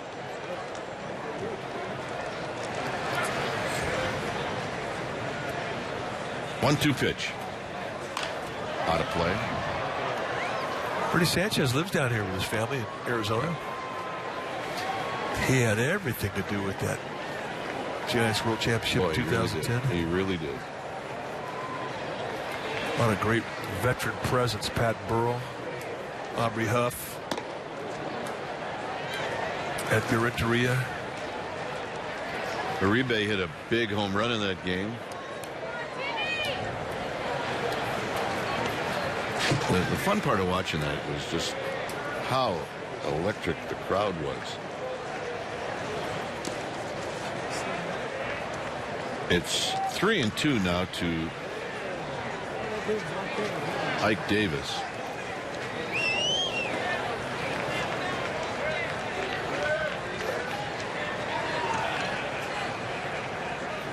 So Lincecum in the payoff pitch, and this is lined foul.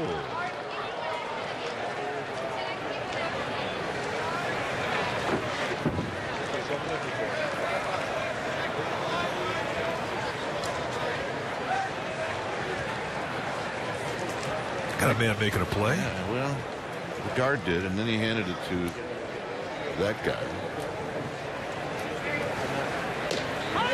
Got him. 7 strikeouts. Pagan's going to lead things off 4-4.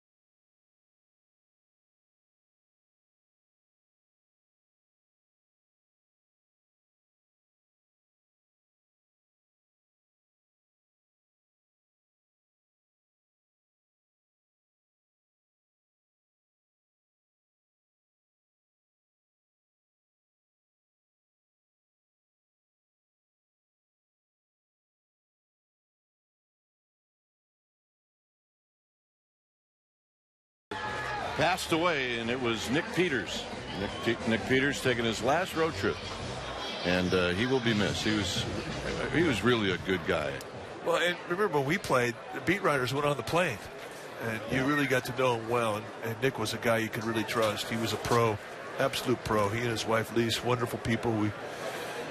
We give Lise all of our best. We're thinking about you and the entire Peters family. He was a true Hall of Famer. And Nick attended all 50 of the Giants home openers from '58 through 2008. And he also authored 5 books on the Giants. He loved them. Here's Pagan. Nick would go from one city to another, and he'd just rent a car and drive. Well, and he loved the blues. We go into towns like Cincinnati or St. Louis or Chicago, and if you want to find out where the great blues places were, you went to the shoe shine places. Guys there would tell you. And it's Lowry to Butler. Pagan retired.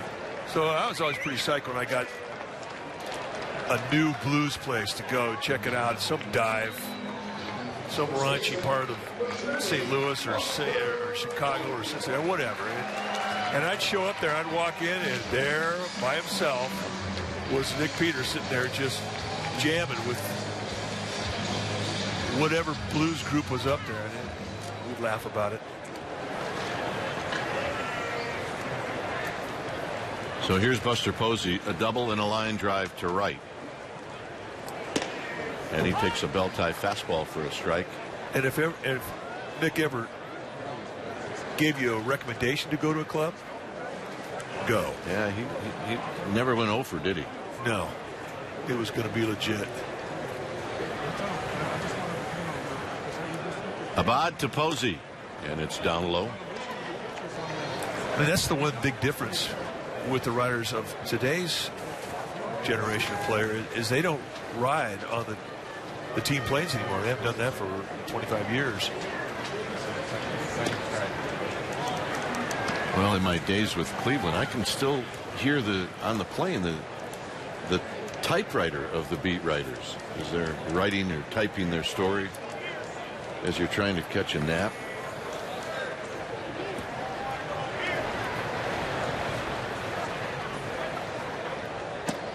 Good breaking ball to Buster Posey. And look, is it better this way than it was 30-some years ago? Now with social media, probably. 2 balls, 2 strikes. Posey fouls it out of play. You think about the beat writers that we had, that we traveled with. I mean, just to talk about from a journalist standpoint, really gifted people. Bruce Jenkins and C.W. Nevius and Ray Ratto and George Shirk. Yep. Nick, of course. Bud Geraci. I mean, unbelievable. Posey pops it up. It's Butler looking at Zobrist. And Zobrist puts it away.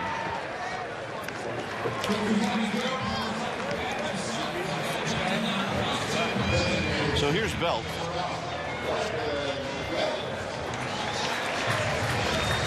Belt is 2 for 2.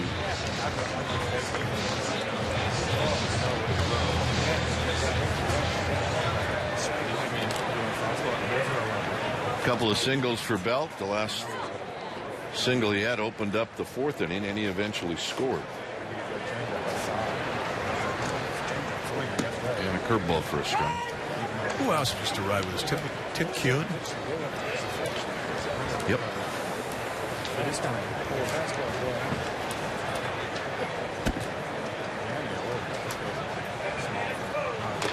And that's tap foul. We didn't allow Lowell Cohn or Glenn Dickey on the plane. They were too tough.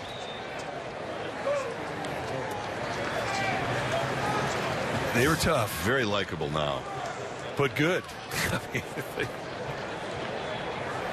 you're right. I'm enjoying Lowell now. Oh, what a fabulous writer now. There's a fastball high, 1-2. It was what you feared as a player, is if you became a target and you weren't having a good year. I mean, those articles would just destroy you. Belt, swing and a miss. Abad with a 1-2-3 5th. We'll head to the 6th here in Scottsdale. It's 4-4.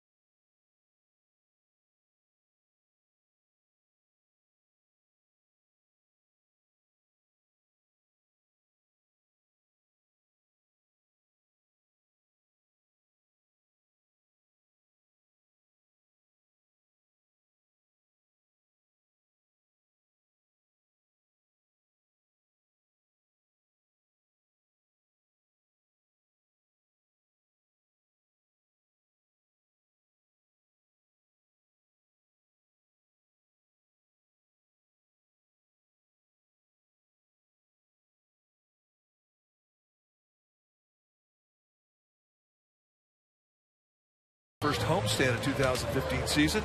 On Thursday, April 16th, 7:15 start, the first 20,000 fans will receive a 2014 World Champion Snow Globe featuring the triplets, the 3 World Series trophies, courtesy of Comcast Sportsnet.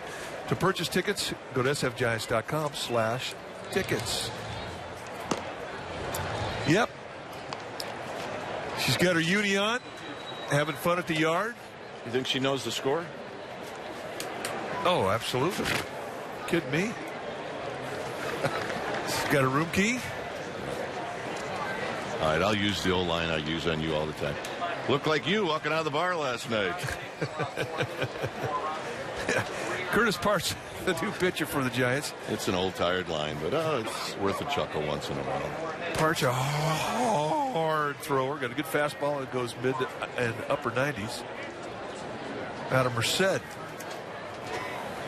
And he's facing Lowry. Lowry's 0 for 2. Lincecum struck him out twice. That was not a 66-mile-an-hour fastball, folks.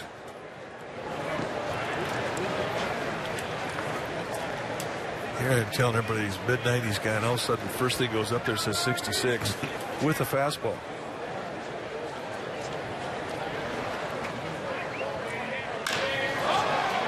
A bullet, and Pagan puts it away.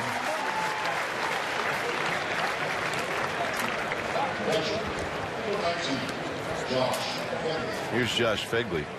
Pagan making his 10th appearance in a spring training game. For the Giants, it's their 26th game this spring. And that's not counting the B games, which are making a comeback this year. Giants starting rotation. Tim Hudson, Jake Peavy, Matt Cain have all used the morning B game against the AA club to get ready.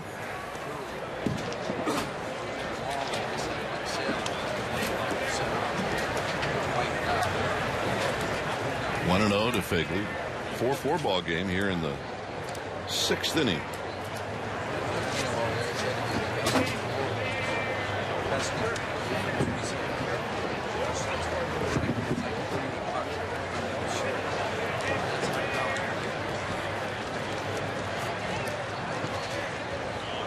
Fastball high.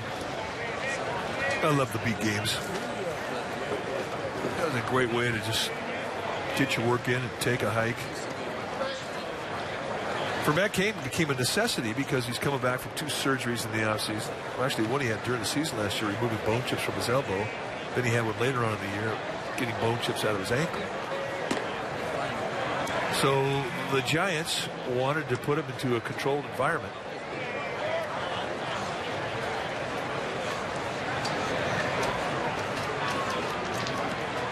And they have a couple of B game starts, morning starts. You can control the number of pitches you're throwing in an inning. Because what you want to do when you're getting a pitcher ready, especially coming back from surgeries,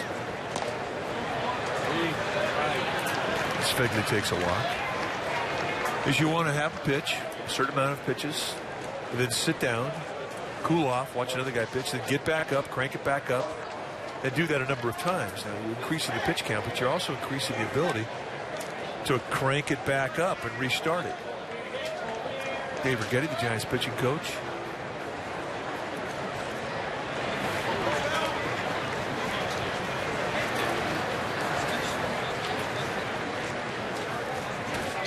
So here's Mark Canha.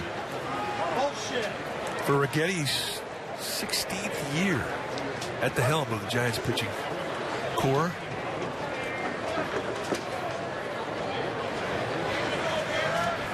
Which really segues into a topic that I want to talk to you about, partner. In on the hands, and it's no balls and 1 strike. You know, the Hall of Fame is well, it's hallowed ground, and it's the highest level you can get to as a baseball player. And we honor baseball players, we honor managers, we honor executives, we honor writers, broadcasters, but we don't honor coaches or scouts. That's got to change.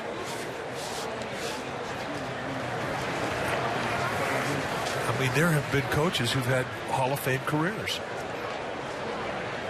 and they need to be acknowledged. 1 ball and 1 strike.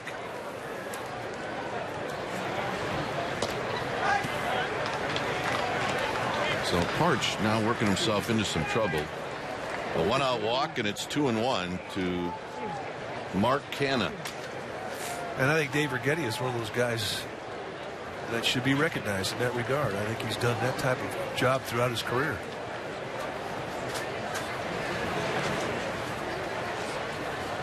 Swing. And a foul into the glove of Sanchez.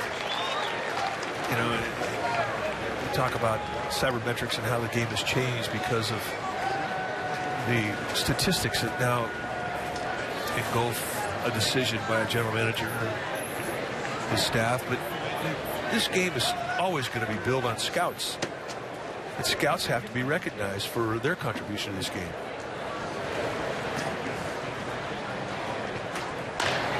Hit on the ground into right field, a base hit. And Phegley will stop at second. Nice at bat right there. So here's Sogard with Sam Fuld on deck. 4-4 ball game.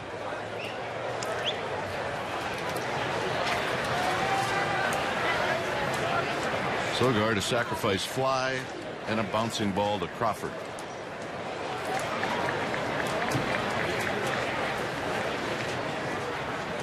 Otero is in the A's bullpen.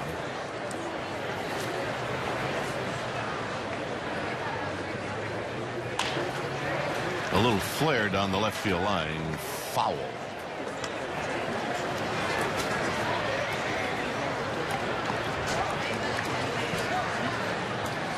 Well, you have a cause.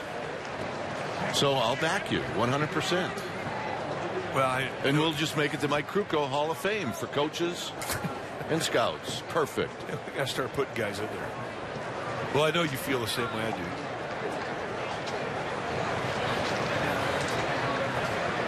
No balls and 1 strike. Good swing by Sogard. You know, until Sogard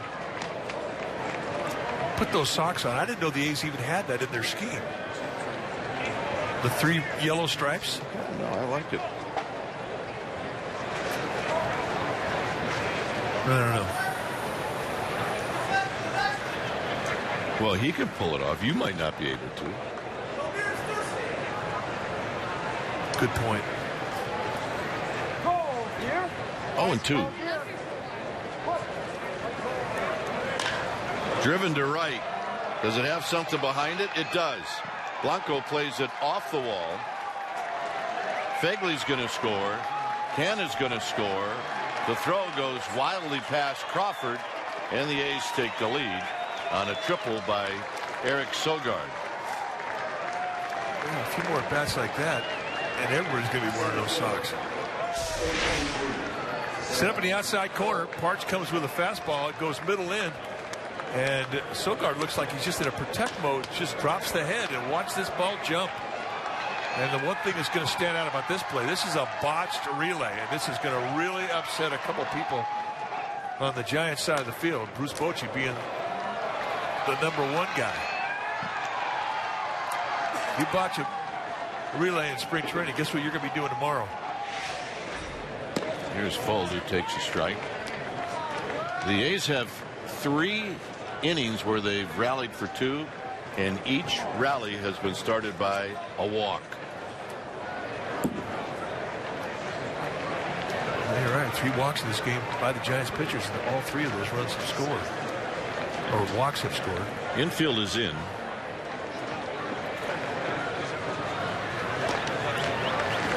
Two pretty good pitches right there to get on top 0-2. 97-mile-an-hour fastball with some anger behind it. And here, Parch can't throw a better breaking ball.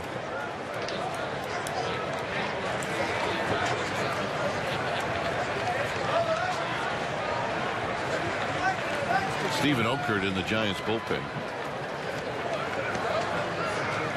Got him on a pitch in the dirt.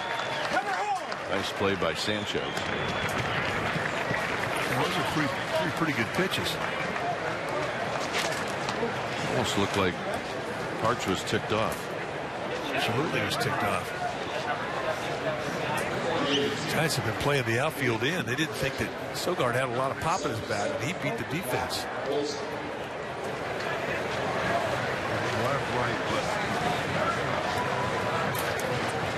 Matt Olson is going to pinch hit for Gentry.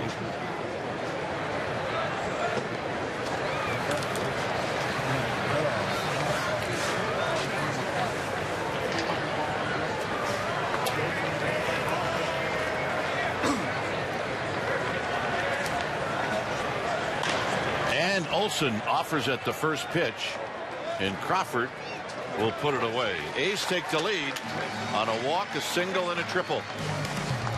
Giants are coming up.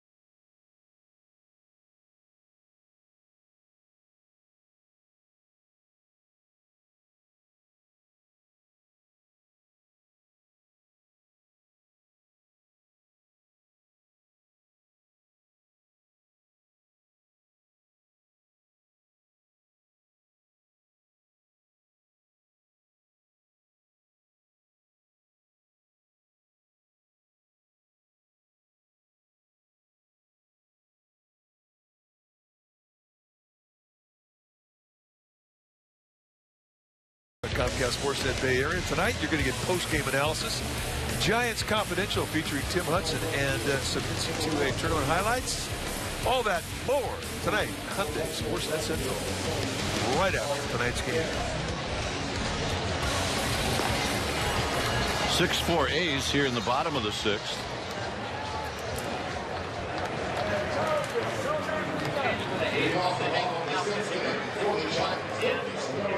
Dan Otero, the new pitcher for Oakland.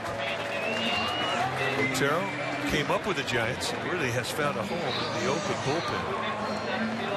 30 years old. Just a little shy of 2 years at the big league level. Is what he's done in 4 games in spring. Strike thrower, very compact motion.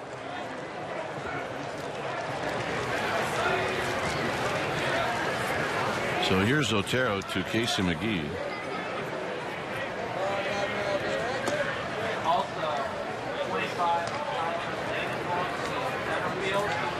Otero, like a lot of ball players, makes his home here in the Valley of the Sun. Scottsdale.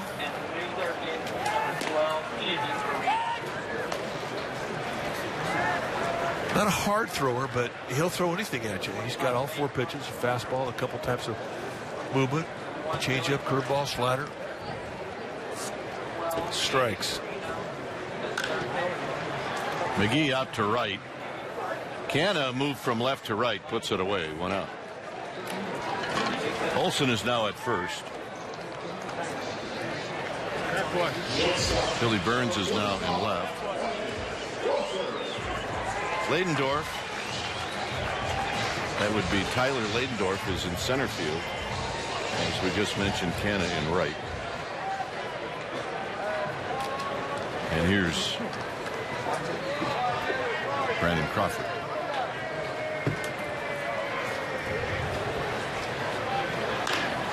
Crawford on the first pitch out to left field. Butler with that good speed comes in and he gets there easily. 2 outs. So what was the final tune-up for you as an everyday player? Putting back-to-back complete games, playing 9 innings twice in a row, or what? You know what? We played 9 innings the last 10 games. I mean, that was just it. Plus, you only had maybe 50 guys in camp. Well, the last 10 days, you probably had maybe 30. So here's Sanchez.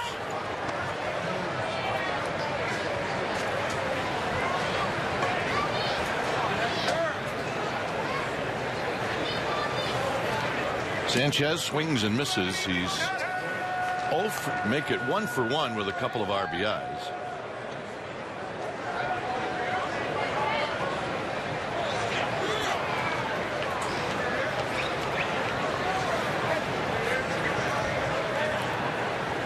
You know, the pitches is pretty much to the pitch count. And ideally, you want to have your starters be responsible for 100 pitches when they break camps and head north. Popped up. So Otero's going to have a 1-2-3-6 as Sogard goes out. And Otero thinking this is easy. 7th inning coming up.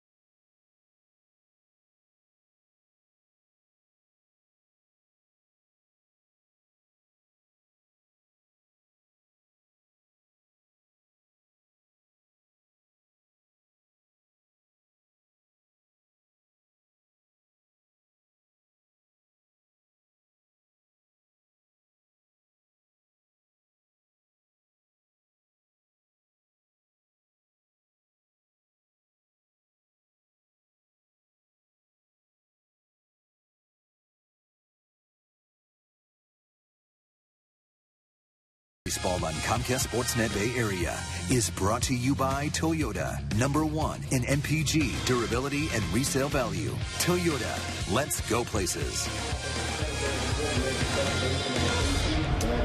As you look into Scottsdale Stadium, it's a 6-4 lead for the A's. A couple of changes for the Giants. Notably, the pitcher is Stephen Okert. It's the one left-hander in camp that really has opened up a lot of eyes. You see his numbers this spring in 7 games, 6 strikeouts at 5 2/3, a 3.18 ERA. And he really loads up on the first base side of the rubber. I mean, he's way over there. And you're going to look at a fastball that'll go 88, 92-ish. But with a low 3/4, real hard breaking slider. 2 types of breaking ball.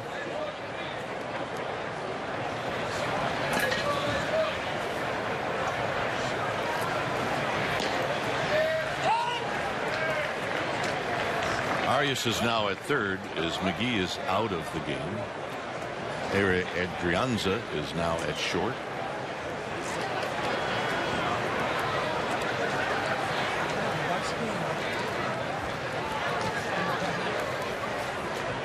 Zobrist out of play down the right field line into the parking lot.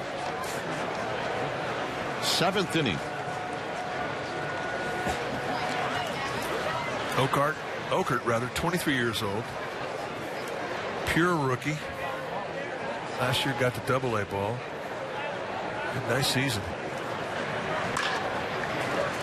Work for Adrianza. 1 out.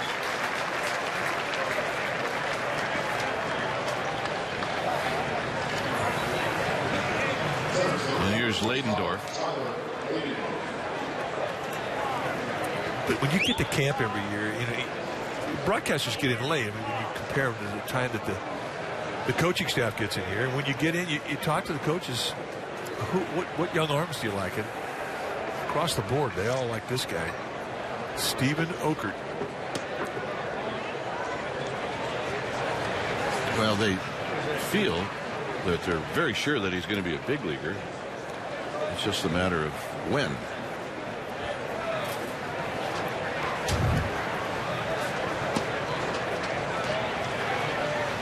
Two balls and no strikes. And for a player, I mean, that's one of the most exciting and frustrating things that can happen to you. Because you want to get there now. I say, well, you're going to be.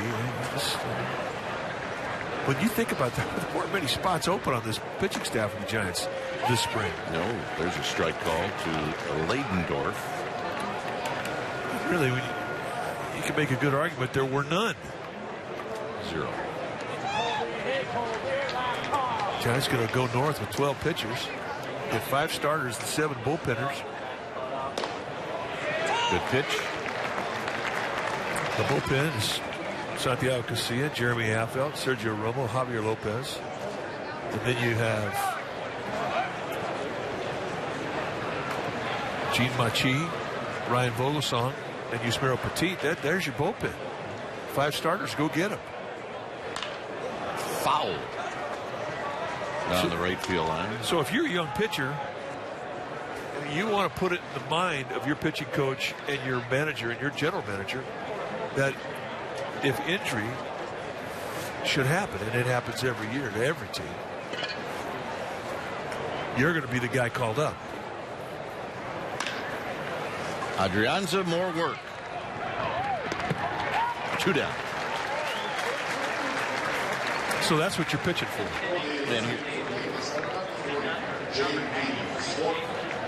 So here's J.P. Sportman pinch hitting.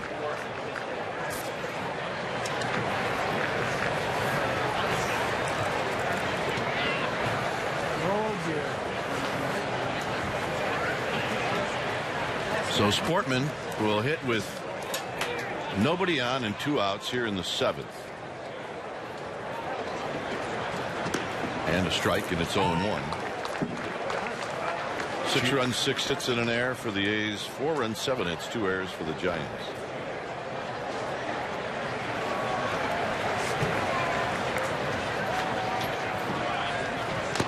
Fouled off of Sanchez. That's not what the Giants want to see.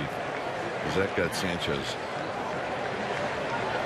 We hope not on the helmet. Hey, Zeus.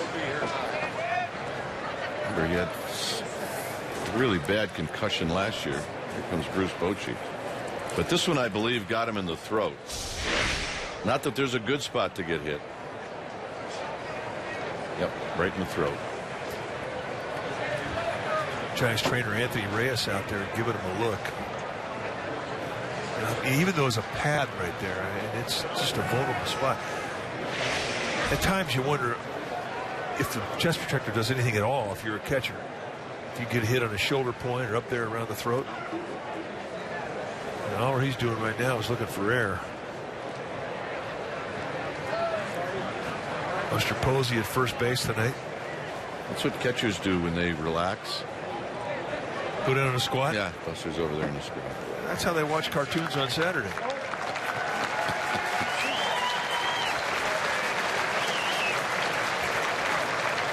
He does not look comfortable.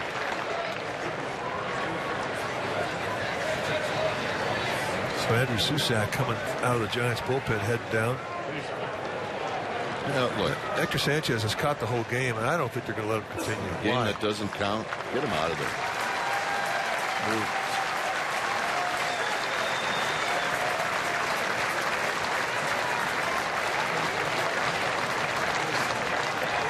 Hector Sanchez has really had a good camp. Yes, he has. So does the catcher get 7 warm-up pitches.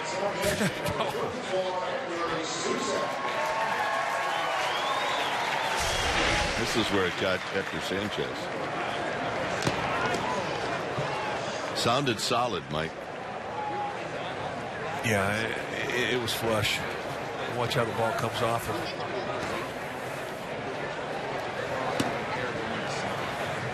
You know, you're so relaxed. You're concentrating on catching the ball. You're not bracing yourself for the punch that you get. And it completely surprises you.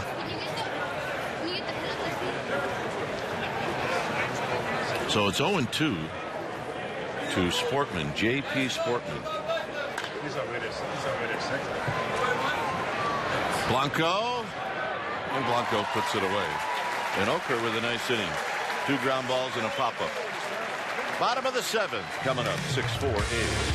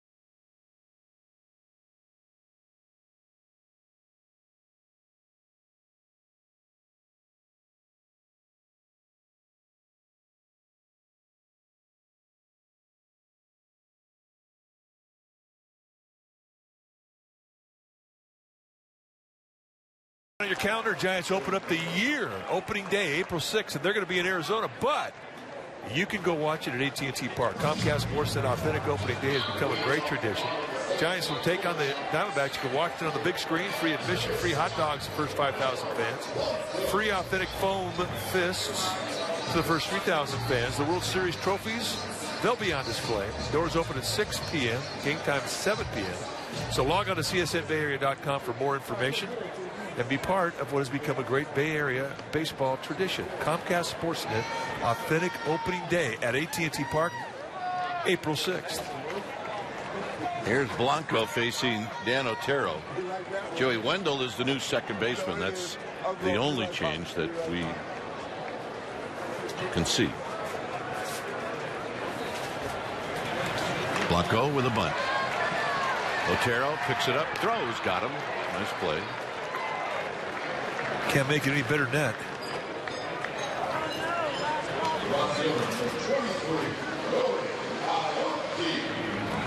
And that's just an example of doing the little things right if you're Dan Otero. Not that bad of a bunt.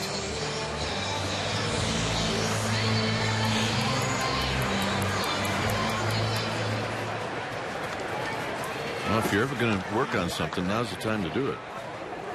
Well, and Blanco's looking for hits. Strike to Aoki. 1 for 2, triple and a walk. 6-4 A's. 7th inning. First pitch of this game, it was 86 degrees. And I brought you a jacket. How about that? I appreciate that, What were we thinking Dad? about? What were we thinking about? On the ground to the right for Joey Wendell, and he'll make the play.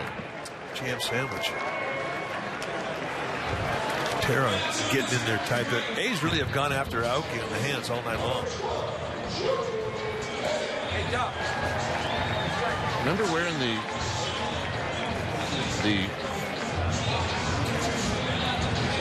rubber suits in spring training to lose weight. Yeah. And come to find out, that was like a death wish. Panic goes the other way, but it's right at the left fielder Burns, and that's going to end the inning. 8th inning coming up here in Scottsdale. 6-4 A's. I love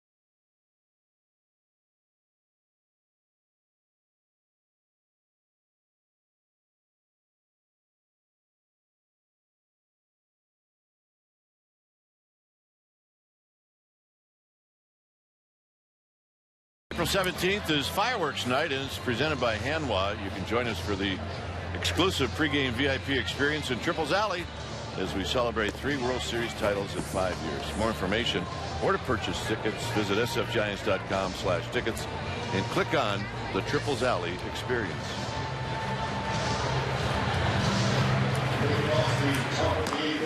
(6-4) A's. Hunter Strickland is the new pitcher. take a look at the numbers for Hunter Strickland this spring, and it has not been all that smooth, as evidenced by the ERA of 7.56.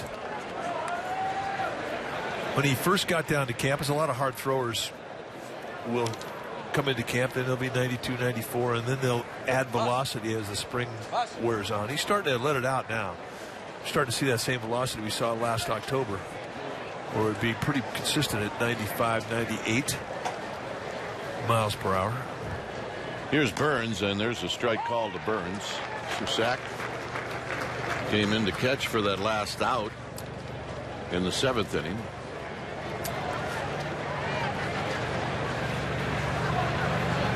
So here's Burns, very fast. Check swing roller. Arias right off the bat. 1 out. That's why when you got a guy like Burns and his speed as an infielder, you do have to cheat in just in case balls are hit like that last one. The ball exploded in on him. Nice pitch. Strickland will give you 2 types of fastball, 4-seam, 2-seam. He'll give you a slider, and then he's working on a changeup. Still a project pitch for him.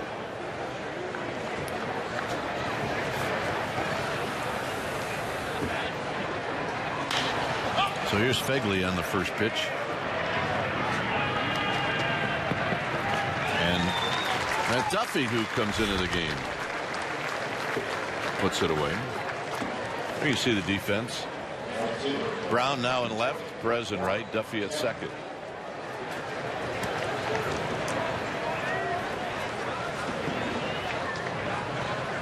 Angel Pagan going 9 innings tonight. Here's Mark Canha. Buster Posey going 9 innings tonight.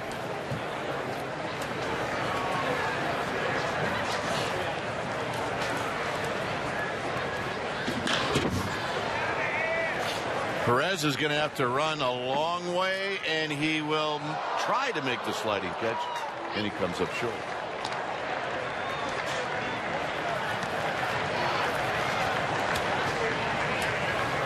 You can get into a routine.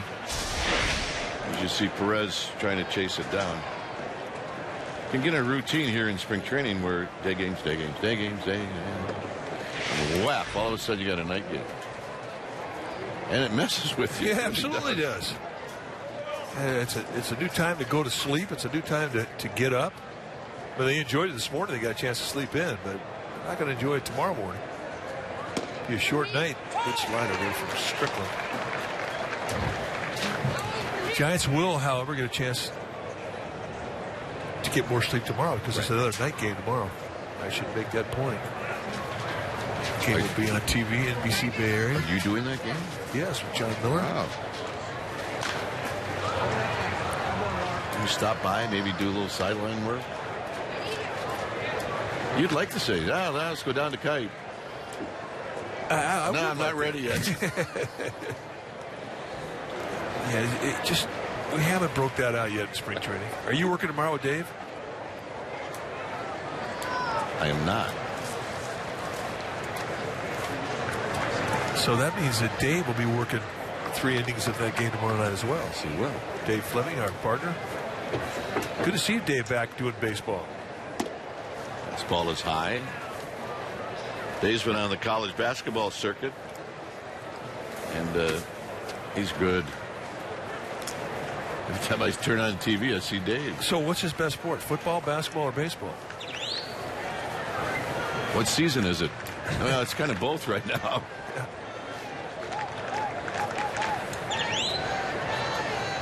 Here's the 1-2. That's popped back and out of play.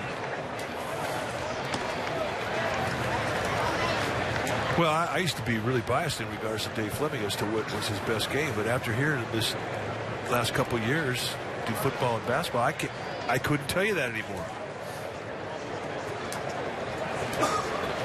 Well, you can always ask him. At Fleming Dave is his Twitter handle. Ask him. At Fleming Dave. In tight to Hannah. There's John and Dave. First chance they've had to do a game together for a while. 2 balls, 2 strikes, 6-4 A's.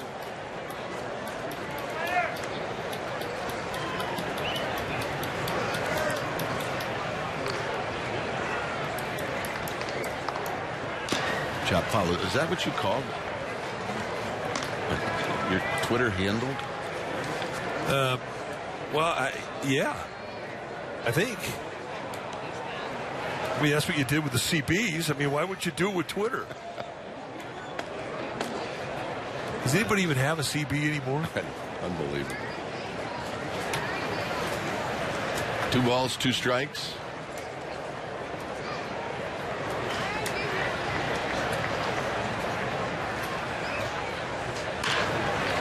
Arias with a nice play. Posey digs it out. It only works if that first baseman can dig it out, and Buster Posey did. Take a look at it. Well, this is the big leagues. That thing has some hair on it. High backhander, spins, 360s, and here is the second part of the play. Nice.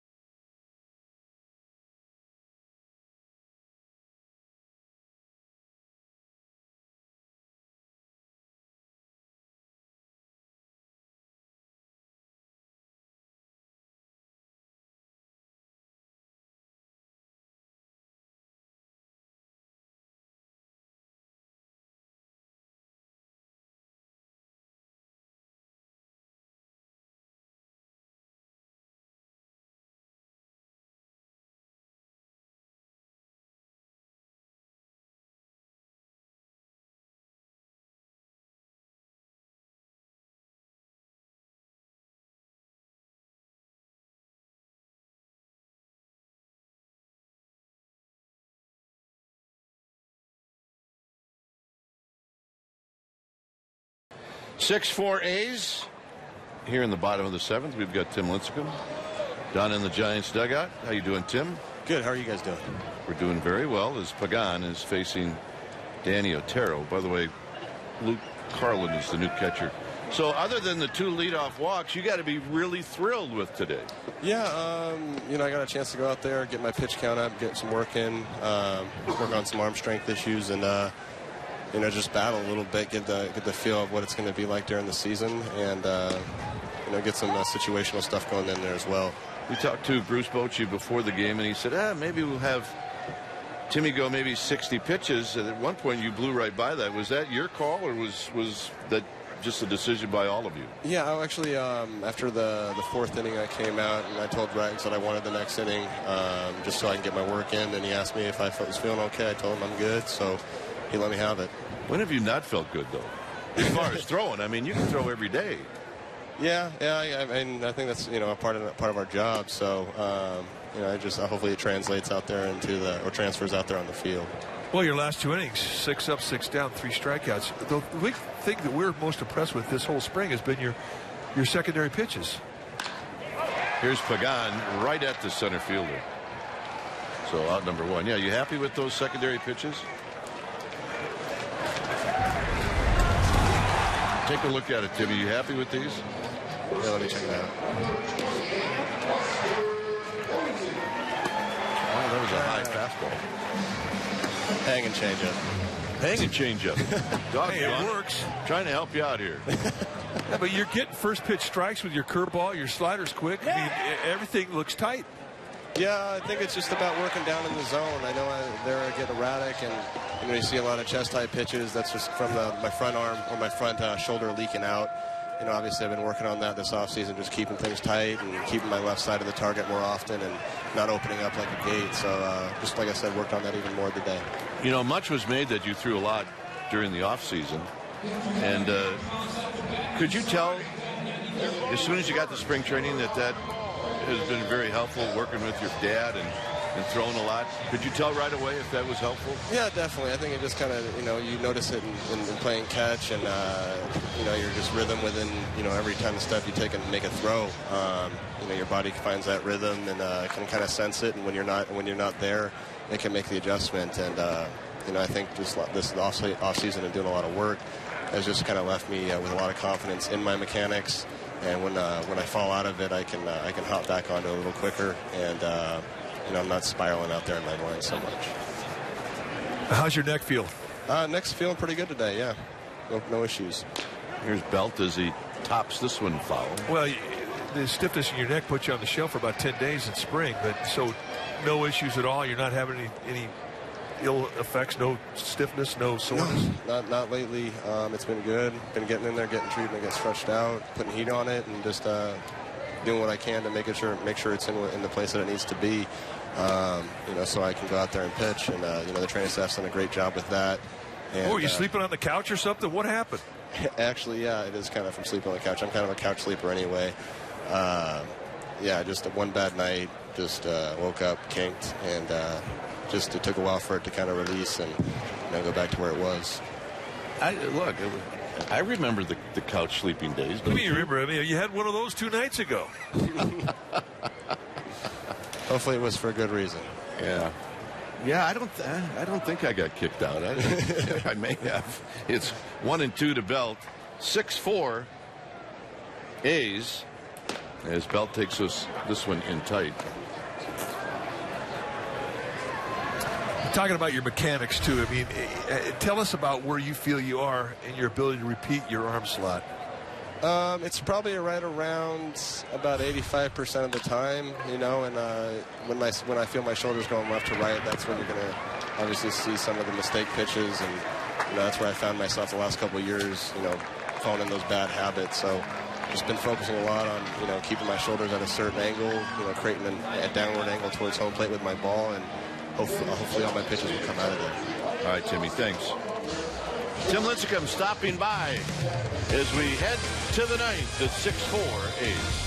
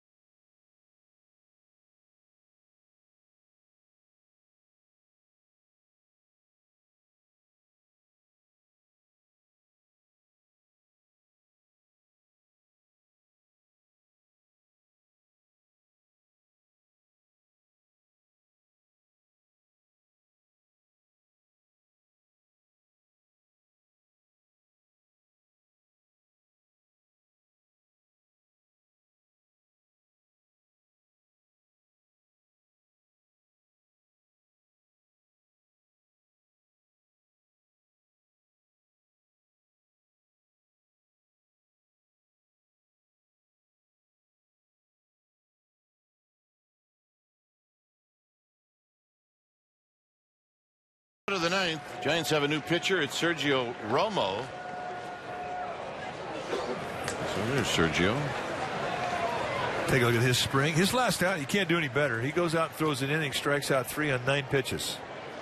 You don't see that very often. No, you don't. Going to face Sogard, who's been a tough out for the Giants tonight. Romo, who the last 2 or 3 spring trainings, once he established himself and he didn't have to worry about winning a job, he would come down to spring training and he'd never throw a slider. And it has been very different this year. He has broken out that slider. Sogard on the first pitch hits it out to Juan Perez, who moves from right to center, and Perez makes the catch. But Dave Righetti says, look, it requires different muscles to throw a slider. You have to get those in shape. You have to build those up as well. If you think that the slider's taking something out of your arm and you're reluctant to throw them in spring because you're working on other pitches, well, you're really putting yourself at a disadvantage. So he's throwing more of them this spring. And they have been very, very good. Remember, he started slow. He had a little stiffness in his shoulder. He worked that out, but boy, of late, he's been throwing the ball great. Here's Perino, and Romo starts him off with a fastball and a swing and a miss. Olson's on deck. We're in the ninth. Nice to have Tim Lincecum on. We don't really get a chance to give our fans an opportunity to hear that young man. Well, he's got to be pretty happy. I mean, you think about previous spring trainings where he really struggled with being able to be consistent with his mechanics, and it has not been a problem for him this year.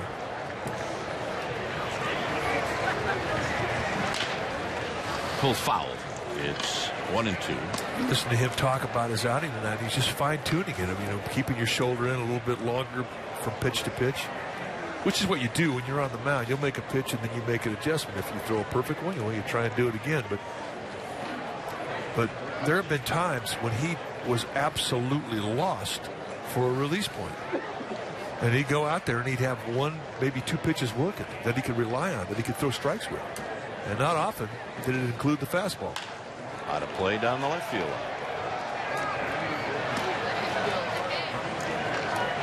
One out, nobody on, ninth inning. 11,143, and that is a sellout.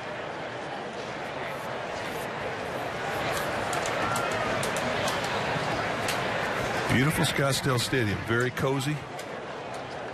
That has been packed all spring long.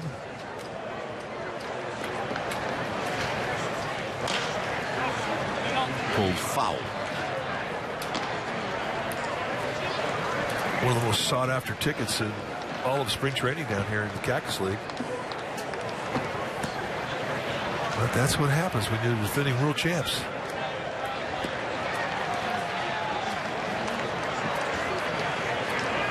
Oh yeah, lots of families.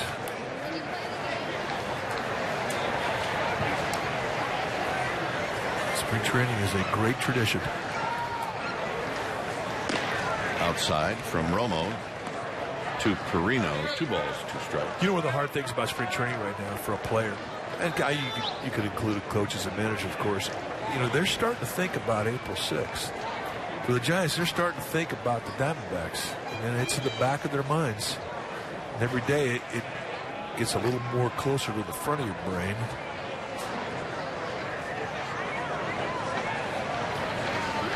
Got him. But it really is the one time of year where you're 2 weeks away from opening day, and you're thinking about that team. I mean, you don't do that in the regular season.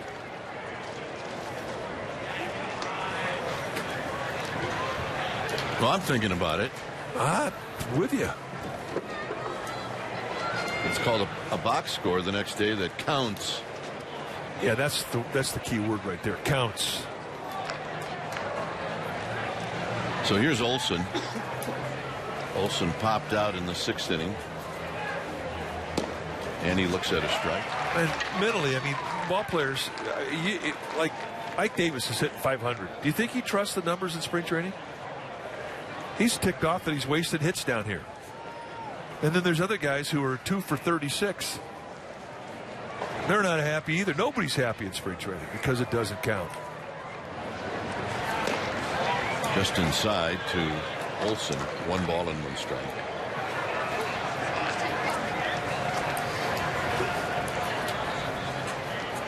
If you're a pitcher and things are going too well, you don't trust it.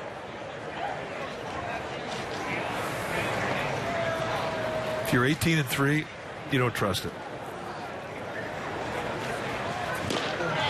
Swing and a miss. 1 and 2. Good sinker. I think we won the Cactus League in 1984. And then I don't think we won a game for like a month. It didn't seem like it. I'll never forget Bob Lurie gave us rings for the Cactus League Championship. It was pretty fun. What a great guy he was. He and his wife Connie, great owners. 1 and 2 to Olsen. Skied out to right. Maxwell is going to wait underneath this one, and that'll end the inning. Still have your Cactus League ring? Just missed it. Bottom of the 9th coming up. Fans are into it. It's 6-4 A's.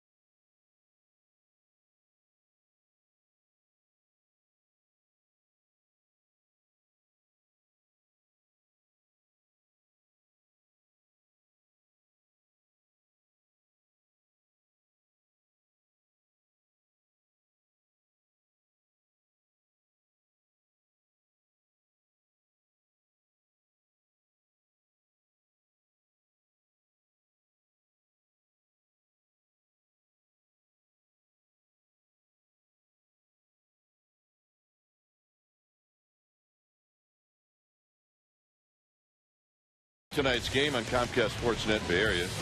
And what are the bullet points? Well, post-game analysis. Giants Confidential, Tim Hudson. And you'll see highlights of the NCAA basketball tournament.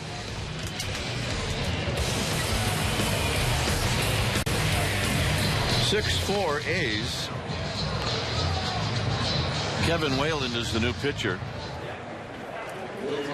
Take a look at the spring that Whalen has had. It's been a solid spring. Just 5 base runners in 5 2/3 innings, 6 strikeouts. Want to know is not giving up a run, Whalen? No baby. He's 31 years old. He's got 13 days of big league experience. This will be his 11th year of professional baseball. The Giants have not had a hit or a base runner since the 4th inning. There hasn't been a hit or a base runner in this game since the 7th, including the A's. So here's Whalen facing Joaquin Arias. And a call strike.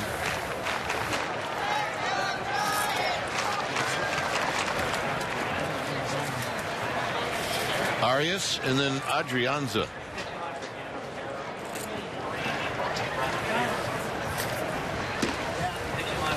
And a quick strike to make it 0-2.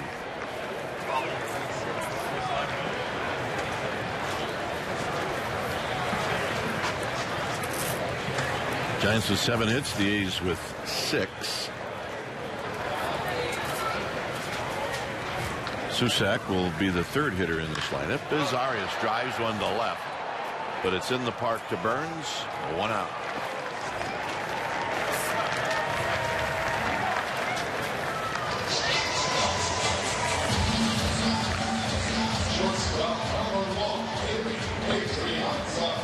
So here's Adrianza batting for the first time. See the numbers for Adrianza, 212. He kind of gotten out to a slow start. Starting to get a few more hits now to get that average up. First pitch swinging. Olson's going to make the play on a big hop. 2 outs. And here's Susak.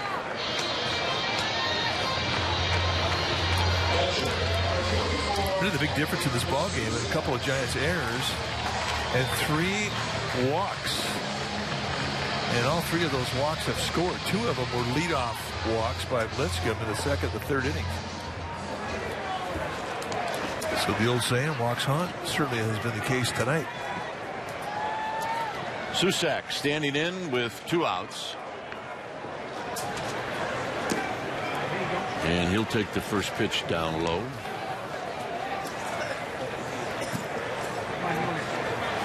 See Susak's numbers this spring.